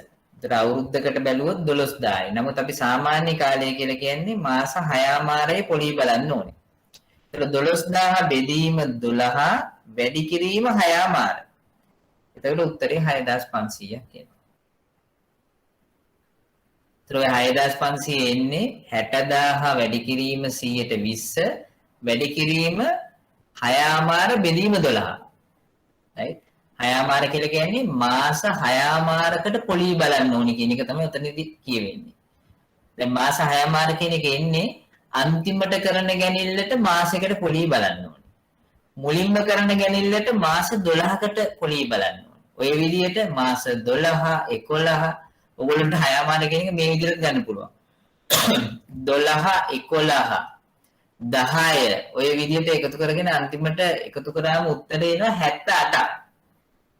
ඔය ගැනිලි 12ට පළවෙනි ගැනිල්ලට මාස 12යි. දෙවෙනි ගැනිල්ලට මාස 11ක පොලිය. තුන්වෙනි ගැනිල්ලට මාස 10ක පොලිය. හතරවෙනි ගැනිල්ලට මාස 9ක පොලිය. ඔය විදිහට අන්තිම ගැනිල්ලට මාස 1ක පොලිය. එතකොට මාස 12කට ඔය මාස ගන්න පොලිය ගණනය කරන්න ඕන මාස ගන්න ගත්තොත් 12 11 10 9 8 7 6 5 4 3 2 1 එනවා. ඔන්න ඔය ටිකේ ඔක්කොගෙම එකතු ඔය ෆිගර්ස් 12ෙම එකතුව ගත්තොත් 78ක් එනවා. ඒ කියන්නේ පොලිය ගණනය කරන්න ඕන මාස ගන්න. ඕක බෙදන්නකො 12ෙන් උත්තරේ කීයද? 6මාරයි. ඒක තමයි ඇවරේජ් එකක් හැටියට මාස 6මාරකට පොලිය බලන්න කියලා තියෙන්නේ. අපි බලමු මේ මෙතන එක හරියද කියලා. මම C ගේ ගැනිලි ගත්තාම මේක හරියද කියලා ඔයගලන්ට පෙන්නනවා. එතකොට 60000 වැඩි කිරීම 100ට 20 වැඩි කිරීම 6මාර බෙදීම 12 උත්තරේ 6500යි අමරගේ ගැනිලි වෙනුවෙන් පොඩි. right. අපි ඊළඟට තුසිතකයකට ගියොත් එහෙම තුසිතක කියන්නේ ගැනිලියා කරන්නේ හැම මාසෙක මැද්දේදී හැබැයි පටන් අරගෙන තියෙන්නේ 7:15.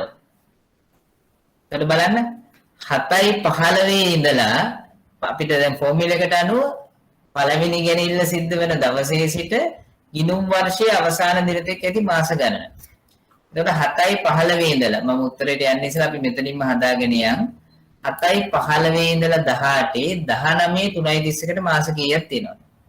එතකොට 7:15 ඉඳලා 8:15 9:15 10:15 11:15 12:15 1:15 2:15 3:15 එතකොට මාස 8ක් තියෙනවා 31 වෙනකන් තව මාස භාගයක් තියෙනවා. එතකොට මාස 8මාරක් තියෙනවා.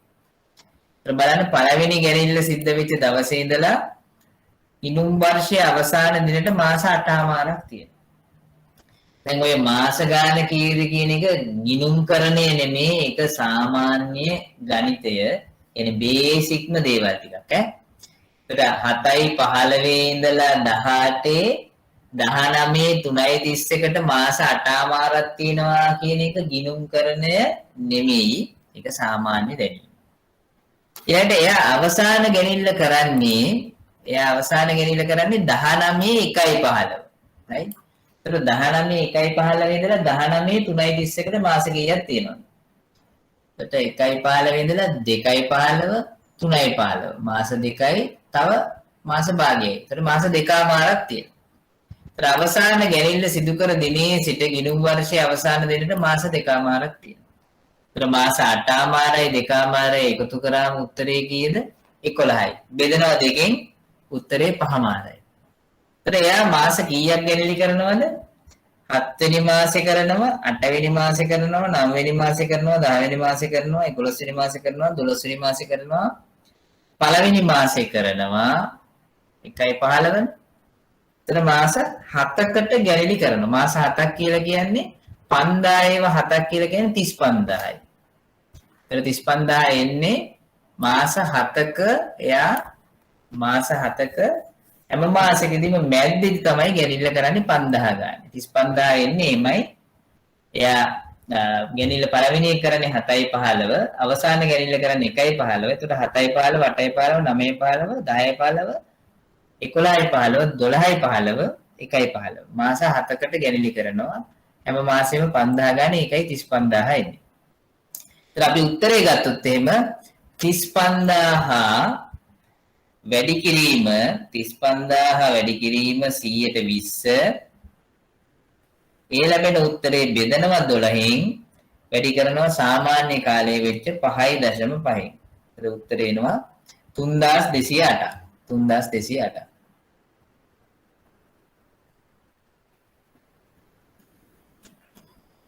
right. අවසාන එක්කෙනාගේ එකත් අපි හදලා ඊට පස්සේ ඔයගොල්ලන්ගේ ගැටලු තියෙනවා නම් අපි එතනට යන්. අවසාන එක්කෙනාගේ එයා ගැනිලි පටන් ගන්නේ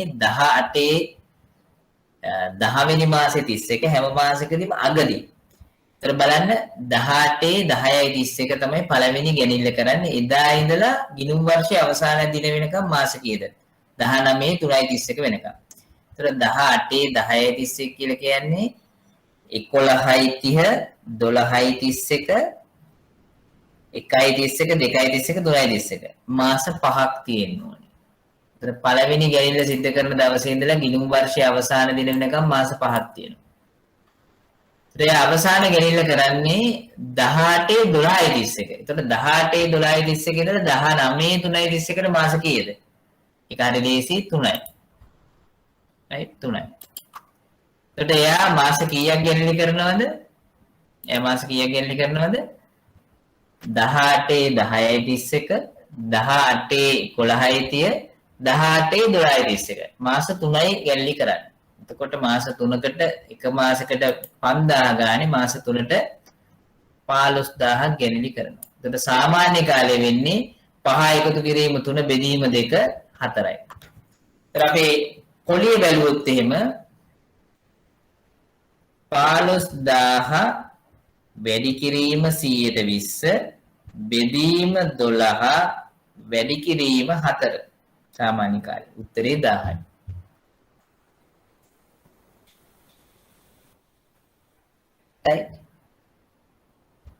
දැන් ඔය අපි මේ සාමාන්‍ය කාලය කියන ෆෝමියුලා එකට දාලා අපි හදපු උත්තරේ හරිද කියලා අපි රීචෙක් කරලා බලමු. දැන් ඒක තමයි මම මේ බුහාරගේ ගැණිලි රීචෙක් කියලා දාලා තින්නේ යටි. ඒක පොඩ්ඩක් වෙලාව අරගෙන මේ පැත්තට බලන්න. ඔයගොල්ලෝ ගාන හදන එක පොඩ්ඩක් නවත්තලා දැන් අපි බලමු බුහාරගේ මේ සාමාන්‍ය කාලය කියන මෙතන එක අපි ඇප්ලයි කරේ නැත්නම් බුහාරි 2018 10:31 එක ගැණිල්ලක් කරලා තිනවා 18 11:30 එක ගැණිල්ලක් කරලා තිනවා 18 12:31 එක ගැණිල්ලක් කරලා තිනවා ඉතින් මේ දවස් තුනේ තමයි ගැණිලි කරලා තියෙන්නේ ගැණිලි තුනයි නේ කරලා තියෙන්නේ ඒත් එයාට වෙන වෙනම අපි ওই ගැණිලි තුනට පොලි බැලුවා නම් වෙන වෙනම පොලි බැලුවා නම් එක මාසයකට 5000 ගානේ ගැණිලි තුන තියෙනවා එතකොට 18 10:31 කරපු ගැණිල්ල ගත්තාම ඕකට මාස කීයකට පොලි බලන්න ඕනද 19 3:31 වෙනකම් පොලි බලන්න ඕනේ. එතකොට 18 10:31 ඉඳලා 19 3:31ට මාස කීයක් තියෙනවද? මාස 5ක් තියෙනවා. එතකොට එයාට පොලි මාස 5ක් බලන්න. එතකොට රුපියල් 5000ට 120 ගානේ මාස 5කට පොලි බලන්න. එතකොට මම කරන්නේ 5000 වැඩි කිරීම 120 බෙදීම 12 වැඩි කිරීම 5 එතකොට 417යි උත්තරේ. ඊළඟට දෙවෙනි ගැණිල්ල යා කරන්නේ 11:30. මම මේ රුපියල් 1000 කියන එක හරියද කියලා ඔයගොල්ලන්ට පෙන්නනවා. මේ සාමාන්‍ය කාලය කියන මෙතන එක ඇප්ලයි කළානේ අපිට මේ 10 උත්තරය ආවේ.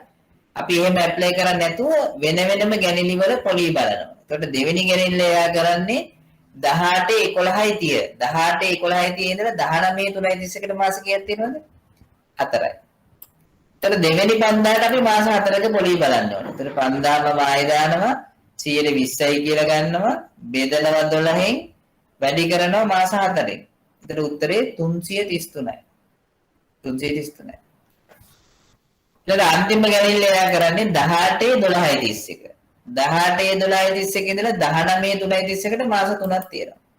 ඒතර අන්තිම ගැණිල්ලට කරන්න 5000ට අපිට මාස 3කට පොලි බලන්න ඕනේ. වැඩි කී 5000 වැඩි කිරීම 120 බෙදීම 12 වැඩි කිරීම 3. උත්තරේ 250යි. එතන මෙයාගේ මේ ගැණිලි 3 වෙන වෙනම ගත්තා නම් අපි මේ එක සැරේ හැදුවනේ බුහාරයට සාමාන්‍ය කාලය භාවිතා කරලා එහෙම නැතුව මෙයාගේ ගැණිලි 3 වෙන වෙනම ගැණිලි 3ක් හැටියට සලකලා වෙන වෙනම හැදුවා නම් පළවෙනි ගැණිල්ලට මාස 5කුත් දෙවෙනි ගැණිල්ලට මාස 4කුත් අන්තිම ගැණිල්ලට මාස 3කුත් විදියට ගැණිලි පොලි අපි අය කරගන්නවා පළවෙනි ගැණිල්ලට 417යි දෙවෙනි එකට 333යි අන්තිම එකට 250යි. ඒතර මේ තුනේම ගැණිලි පොලි තුනේම එකතුව රුපියල් 1000ට සමානයි. ඒ ගැණිලි තුනේම එකතුව රුපියල් 1000ට සමානයි. ඒත් අපි මේ උඩින් හදපු මෙතඩ් එකට අනුවත් උත්තරේ 1000යි. මේ මෙතඩ් එකට දීර්ඝ ක්‍රමයට හදුවත් උත්තරේ 1000යි. ඒ කියන්නේ අපි උඩින් හදලා තියෙන ක්‍රමය හරි කියන එක තමයි මේකෙන් පෙන්නන්නේ. right. ඒත් ඔතනින් මම පොඩ්ඩක් නවත්තලා ඔයගොල්ලෝගෙන් අහනවා මොන හරි නොතේරෙන තැනක් තියෙනවා නම් අහන්න කියලා මේ ගැණිලි පොලි ගණනය කිරීම සම්බන්ධයෙන් මේ සාමාන්‍ය කාලයේ භාවිතා කරනවා. අපි ඊළඟ කොටස් වලට යන්නේ ඉස්සෙල්ලා. මයික් එක ඔන් කරලා අහන්නත් පුළුවන් නැත්නම්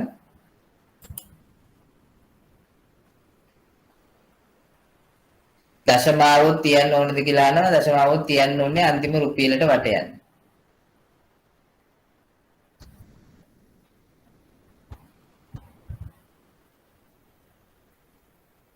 මොනාරි ගැටලුවක් තියෙනවා නම් අහන්න පුළුවන්.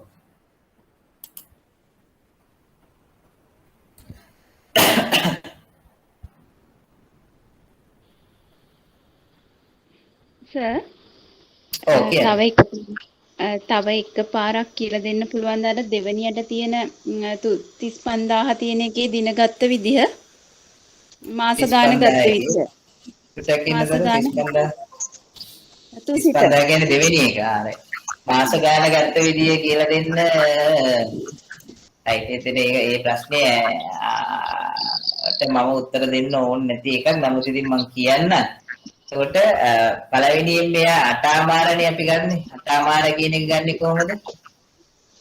අටාමාර කියන එක ගන්නෙ කොහොමද? එයාගෙන් මහන්නම්කෝ. 7යි 15 සිට ගිණුම් වර්ෂයේ අවසාන දිනට. ඒතර 18 7යි 15 ඉඳලා 19 3යි 31ට මාස කීයද කියලා තමයි බලන්න ඕනේ එතන. කීයද ඒක? 18 7යි 15 ඉඳලා 19 3යි 31ට මාස කීයද? කොහොමද ඒක බලන්නේ? 7යි 15 ඉඳලා 8යි 15 9යි 15 10යි 15 11යි 15 12යි 15 එතකොට 18 12යි 15ට මාස 5යි 19 3යි 31 වෙනකම්. එතකොට 1යි 15 2යි 15 3යි 15 තව මාස 3යි. එතකොට 19 3යි 15 වෙනකම් මාස 8ක් තියෙනවා. එතකොට තව මාස භාගයක් තියෙනවා. එතකොට මාස 8මාරයි පළවෙනි ගැනිල්ලේ සිට 18 7යි 15 සිද්ධ කරපු ගැනිල්ලේ ඉඳලා 19 3යි 31 වෙනකම් මාස 8මාරයි. එතකොට මෙයාගේ අන්තිම ගැනිල්ල එයා කරන්නේ 19 1යි 15. එතකොට 19 1යි 15 සිට 19 3යි 31ට මාස කීයද? එතකොට හරිය ලේසි. 19 1යි 15 නම් 2යි 15 3යි 15 මාස 2යි. තව මාස භාගයක් තියෙනවා. එතකොට මාස 2මාරයි.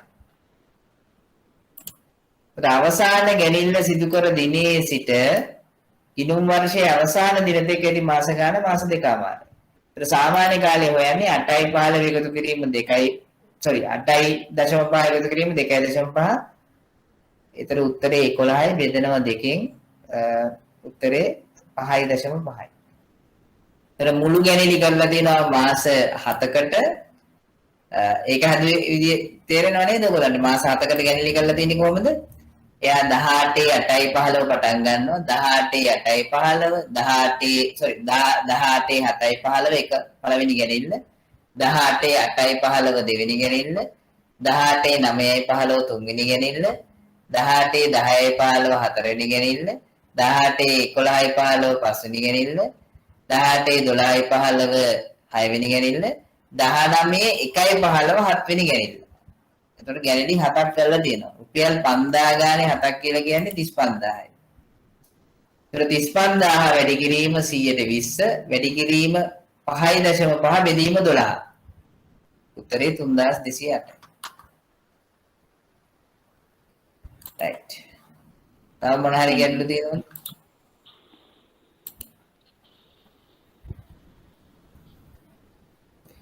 කෙනෙක් අහලා තියෙනවා මාසෙ මැද ඒ කියන්නේ 15 20 වගේ ගැණිලි කරනවන. ඒ වගේ ගැණිලි කරනවා නම් ඔයගොල්ලන්ට ගාණක් දෙන්නේ නැහැ ඒ විදිහට. එතකොට 20 වගේ ගැණිලි කරනවා නම් ඒක ප්‍රැක්ටිකලි ටික හදන්න අමාරුයි. එතකොට මේ ওই වගේ එකම දවසේදී ගැණිලි කරනවා නම් ඒ ගැණිලි කරන හවුල්කරුට කියන්න ඕනේ මේ මාසෙ මැද්දේ හරි මාසෙ මුල හරි මාස අග හරි තමයි ගැල්ලි කරන්න කියලා. මේක සාමාන්‍යයෙන් ප්‍රැක්ටිකලි වෙන දෙයක් නෙමෙයි. ප්‍රායෝගිකව කොහොම ගැල්ලි කරන හවුල්කරු ඉන්න බෑ. නමුත් ගානක දෙන්න පුළුවන්. ගානක දෙද්දී ඔයගොල්ලන්ට 20 එහෙම නැත්නම් තව කෙනෙක් අහන්න පුළුවන් සර් 20 නැතුව 27 වගේ ගැල්ලි කරොත් එහෙම කොහොමද වෙන්නේ? එහෙම නැත්නම් 14 වෙනිදා ගැල්ලි කරොත් කොහොමද වෙන්නේ? ඒ වගේ එහෙම වෙන්නේ නෑ ගණන්. එක්කෝ මාස මුල එහෙම නැත්නම් මාස මැද්දේ එහෙම නැත්නම් මාස අග තමයි ගානක් දෙනවා නම් දෙන්න වෙන්නේ. ඒ අරනවා අනිත් කොම්ප්ලෙක්සිටිස් ගැන හිතන්න අවශ්‍යතාවයක් නැහැ. ඒවත් හදන්න පුළුවන් හරියට දවසට. ඉතින් ඔය විදිහට හරියට දවසට හදන්න පුළුවන් සාමාන්‍ය කාලේ හොයාගෙන. හැබැයි සාමාන්‍ය කාලය කියන ෆෝමියුලා එක දාන්න පුළුවන් අවස්ථා දෙකක් සන්තුෂ්ත වෙන්න ඕනේ. එකක් තමයි එකම අගයකින් ගැණිලි වෙන්න ඕනේ. 5000 නම් 5000 7000 නම් 7000 ඒ විදිහට. දෙවෙනි එක හැම මාසෙම එක්ක මුලදී එහෙම නැත්නම් අගදී එහෙම නැත්නම් මැදදී එකම දිනයකදී ගැණිලි වෙන්න ඕනේ. right. ඊළඟ එක අහනවා 60000 35000 15000 ගත්තේ කොහොමද කියලා. බුදු අම්මේ දැන් මෙච්චරලා කිව්වේ ඒක තමයි. 60000 කියන එක ගත්තේ 60000 ගත්තේ කෙනා බුහාරි වෙන්න ඕනේ මට මතක විදිහට නම්. බුහාරිද කවුද එයාගේ නම? 60000 කෙනා කවුද? අමර. අමර මාස 12ක් ගැනලි කරලා තිනවා. ගානේ කියනවා එයා හැම මාසෙදීම මුල අප්‍රේල් 1 වෙනිදා ඉඳලා මේ තියෙන්නේ ඉදි පිටින් තියන්නේ මේ තියෙන්නේ අප්‍රේල් 1 වෙනිදා සිට 18 19 මාර්තු 1 වෙනිදා වෙනකන් හැම මාසෙකම ආරම්භයේදී ගැනලි කරනවා කියලා. එතකොට ඒකත් එකවුන්ටින් නෙමේ ඒකත් සාමාන්‍ය දැනීම. ඒතර 18 අප්‍රේල් 1 වෙනිදා ඉඳලා බලන්නකෝ අප්‍රේල් 1 වෙනිදා මැයි 1 වෙනිදා 2යි ජූනි 1 වෙනිදා 3යි ඊළඟට ජූලි 1 වෙනිදා 4යි අගෝස්තු 1 වෙනිදා 5යි ඊළඟට සැප්තැම්බර් 1 වෙනිදා ඔක්තෝබර් 1 වෙනිදා නොවැම්බර් 1 වෙනිදා දෙසැම්බර් 1 වෙනිදා ඊළඟ අවුරුද්දේ ජනවාරි 1 වෙනිදා ඊළඟ අවුරුද්දේ 19 පෙබරවාරි 1 වෙනිදා 19 මාර්තු 1 වෙනිදා මාස 12ක් තියෙනවා. ඒතර එක මාසෙක මේ ගානේ දීලා නැහැ ගැනිලි මං කව ලියාගන්න කියලා 5000යි කියලා එක වෙලාවකට කරන ගැනිලි ගාන. ඒතර 5000 12ක් තමයි 60000 කියලා කියන්නේ. 5000 7ක් දෙවෙනි එක්කිනා ගැනිලි කරලා තිබ්බ ඒකයි 35000 වෙලා තියෙන්නේ.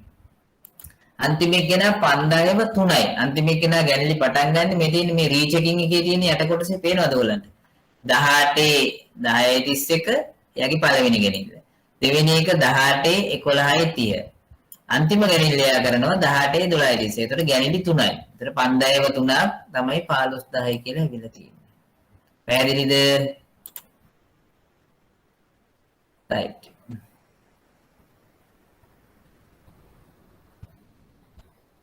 තව ප්‍රශ්න තියෙනවද?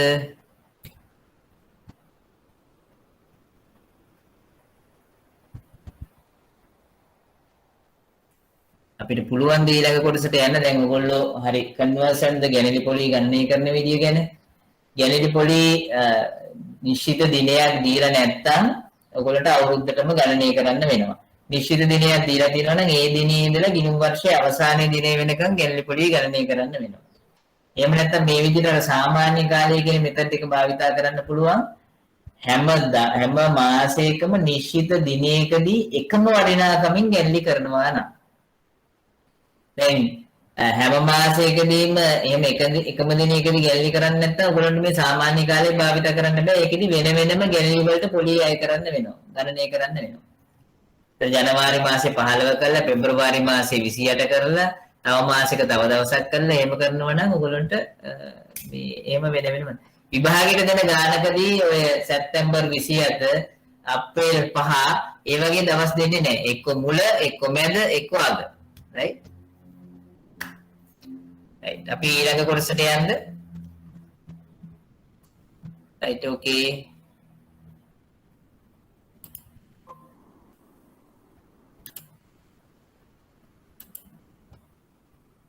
ඊළඟ කොටසේ තියෙන්නේ ලාභ විසර්ජන ගිණීමේ ආකෘතිය පොඩ්ඩක් ඔයගලන්ට කියලා දෙන්න. මේ තියෙන්නේ අපේ ලාභ ගිණීමේ ඉවර වෙන ශුද්ධ ලාභය මේ ගිණීමේ ආරම්භක ශේෂය හැටියට එනවා. ශුද්ධ ලාභයක් එනවනම් බැර පැත්තේ ශුද්ධ අලාභයක් එනවනම් හර පැත්තේ එන්න ඕනේ. එතකොට මෙන්න මේ ශුද්ධ ලාභය අපි ප්‍රාග්ධන පොලී හැටියට එහෙම නැත්නම් ජංගම ශේෂ පොලී ගිවනව හැටියට හවුල් වේතන හැටියට එහෙම නැත්නම් ජංගම ශේෂ පොලී අය කරන හැටියට ඕන මෙන්න මේ පැත්තේ බැර පැත්තේ එන්න පුළුවන් ගැනිලි පොලී කියලා. අවසානයේ ලාභ කොටස් හැටියට මේම බෙදන්න ඕනේ අපි මිනිස්සුන්ට. right මෙහෙම බෙදනකොට අපි මේක තමයි ලාභ විසර්ජන ගිණුම් ආකෘතිය. අපි බලමු කොහොමද මේව ටික කරන්න කියලා. right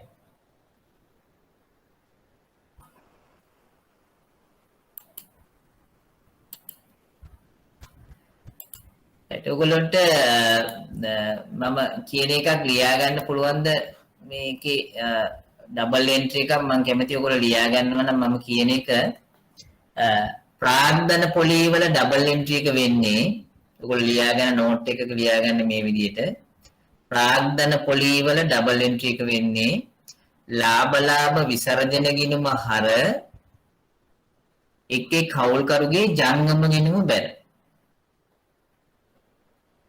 හැම වෙලාවෙම මතක තියාගන්න මේ විසර්ජන ගිණුමට හර වෙනවා නම් හරි බැර වෙනවා නම් අනිත් එන්ට්‍රි කියන්නේ හවුල්කරුගේ ජංගම ගිණුමට.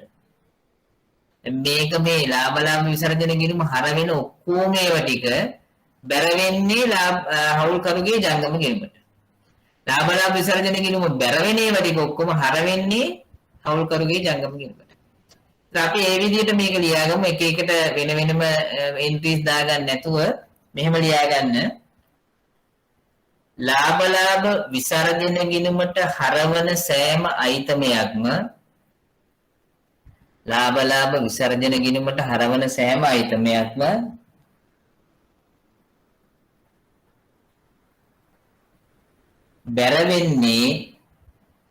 බැර වෙන්නේ එක් එක් හවුල්කරුගේ ජංගම ගිණුමටයි.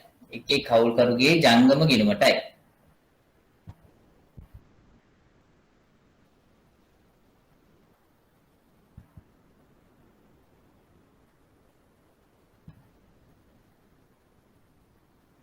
එසේම ලාභ ලාභ විසර්ජන ගිණුම බැර වෙන සෑම අයිතමයක්ම ලාභ ලාභ විසර්ජන ගිණුම බැර වෙන සෑම අයිතමයක්ම අර කරනු ලබන්නේ එක් එක් හවුල්කරුගේ ජංගම ගිණුම් වලටයි. එක් එක් හවුල්කරුවන්ගේ ජංගම ගිණුම් වලටයි.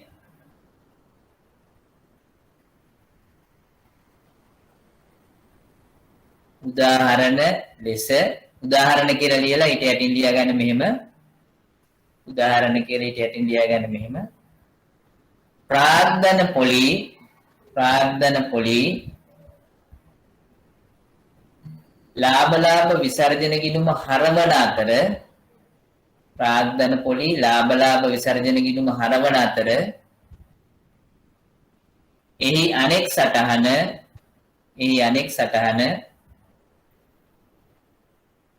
එක් එක් හවුල්කරුගේ ජංගම ගිණුම බැර වේ. එක් එක් හවුල්කරුගේ ජංගම ගිණුම බැර වේ. එසේම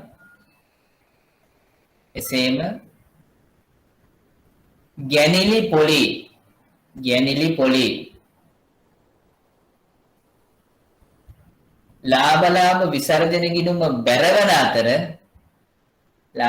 විසර්ජන ගිණුම බැරවන අතර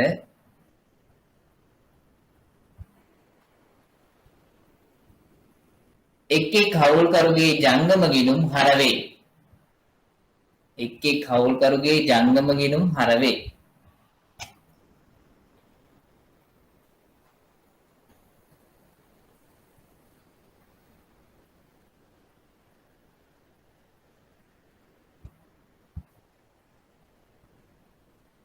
Right.